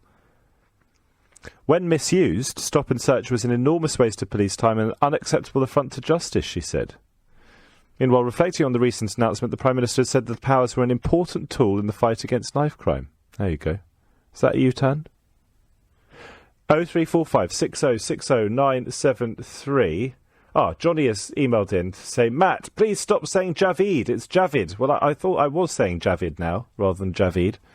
Have it your own way. Text 84850, tweet at LBC. This is Matt Stadner with you, Saturday, Sunday mornings 1 till 5. I've just seen out of the corner of my eye on one of the screens, the monitors in my studio here, one of the most remarkable headlines I've seen for quite a long time, even by the standards of some of the tabloid press. It says, could this be the fittest occupant of number 10 ever? And I think it's the other half, the new other half, the girlfriend of Boris Johnson. Imagine that, talking about a woman in such a way. I'll be back in just a moment. This is Matt Stadden. It's 13 minutes to 3. The Nigel Farage Show, LBC. I'm addressing this to our political class. If you think you're already getting upset from your constituents who are frustrated and angry that their will is not being carried out, wait until people wake up on the morning of March the 30th and realise we haven't left the European Union. I think this gap between the politicians and the people is going to get bigger. The Nigel Farage Show, this morning from 10 on LBC. EU exit. My business. Plan. Exports. The facts. Leaving the EU may mean your business needs to prepare for change. Even if you think your business won't be affected, it's worth double-checking. To help you prepare your business, you can find guidance and up-to-date information at gov.uk/EU exit. Arresting a drug dealer is the easy part. Proving that he's done it is where the real hard work starts. The worst fear is that the clock runs out and the guy walks out the door. A brand new investigation. That's your blood, and I'm asking you to account for it. 24 hours in police custody. Continues tomorrow at 9 on Channel 4. And stream episode 3 now on All 4. You know your business. What keeps you up at night. And the moments that make it all worthwhile. You know your 5-year plan. And that you really want to be there in 2. We know we can help you get there. Barclays offers unsecured loans of up to £100,000 that can be with you in days or even hours. To apply for a loan that's right for your business, search Barclays Business Loans. Let's go forward. Subject to status, T's and C's apply, guarantee may be needed. I'm Dr. Michael Zivitz, Senior Clinician at TDC Implant Centres. If you're considering dental implants, come to TDC. Our award-winning Smile in a Day team can transform your smile with a full set of implants and natural-looking fixed teeth, all in one day. About 3 months later, we'll exchange your fixed teeth for your final permanent set. From walking into TDC to walking out with my teeth, it's been a completely positive experience. So to eat what you want and smile when you want, talk to TDC. Visit smileinaday.co.uk. Smile in a Day, TDC. Pets in a Pickle have your pets covered, with pet insurance policies as unique as they are. Visit petsinApickle.co.uk. Do you need an alternative to your bank to secure finance? Well, Finance for Business are the brokers who can help you access it, allowing you to expand your property portfolio, to buy properties in need of refurbishment or development, or downsize and buy the dream home before your old house sells. Broking is the new banking, and Finance for Business are the brokers you can rely on. Search Finance for Business for details. Your home may be at risk of repossessed if you do not keep up repayments on a mortgage or any other loan secured on it. Matt Stadler on LBC. John in Dartford. What do you got for me, John? Oh, yes, Matt. I live partly in London and partly in Sydney, 6 months here and 6 months there. And I am a person of some considerable pigment, so I'm Asian. So I get to see the difference quite acutely between Sydney and in London. And I touch on a couple of points which previous callers have mentioned, and that is the response to knife crime, the response to when someone is faced with for example, if I see a policeman in Australia in Sydney, I actually feel much more fear. I wouldn't say it's fear; it's more respect than fear. But here in London, most people seem to have some sort of they don't have that level of respect for the policemen, and this includes kids of 10 to 14 years. You're much more prone to speaking back at the policeman, and that's partly because of the degree of political correctness that is present in this country, which is good, which is very good, very introspective, and very, very good for a variety of reasons. But one of the problems is that when we start becoming scared of accosting certain people, for example, as you mentioned, racial profiling is a major issue here. It is, again, very good, very politically correct, but the problem is when you start to become scared of accosting a particular person with a particular profile, then that in itself leads to a problem within the police itself. Do you see what I mean? I mean, that itself becomes an issue. For example, I could speak back at the police officer quite clearly in London, and I can watch the body language of that police officer, and I know, not that I've done it, but I would know that person would be on the back foot. Why? Because they are actually scared of being accused as being racially discriminated, and I can see that. Very interesting point, I think. I mean, I would rather have a police force that is respectful in the way that they talk to people than a police force that we are scared of, because I think that we have to remember that they are here to serve us, and if it crosses a line, you then start to live in a society that isn't sufficiently free. And I make no, despite criticism of me earlier on by one of our callers from Holston, I make no apology for that. I want to get the balance right between people speaking with sufficient respect for our police, that there are sufficient numbers of police on the streets, which clearly there are not, that the stop and search powers are there and to be used appropriately, but also that we don't feel that we are walking up and down our streets and at any moment we might be unreasonably stopped. Very good to speak to you, John. Thank you. Soonday's in Finsbury. What would you like to say? You there, Soonday? Good morning, Matt. How are you today? Good morning. Very good indeed. Thank you. Yes. I want to just tell you, the measure the Home Office is about to introduce is too late. It's too little, too late, and it's not tough enough. Well, it's never too late, is it? Because there's always hope that we can get on top of a problem. Or do you perhaps think it's now spiralled so out of control that we can't wrest it back? Supposed to start this thing when it first started. Too many lives have been lost, young lives. Well, in that sense, it is too late. You're right. Yes. Yeah, it's too late. I believe it's not tough enough. If they find you carrying knife, they should give them life. Life, not 10 years, life. And if you use it to kill someone, it's life. They should give you life with hard labor. That's what they should do in this country. They should use law of the jungle for them. So they are taking peace with the police and with the government.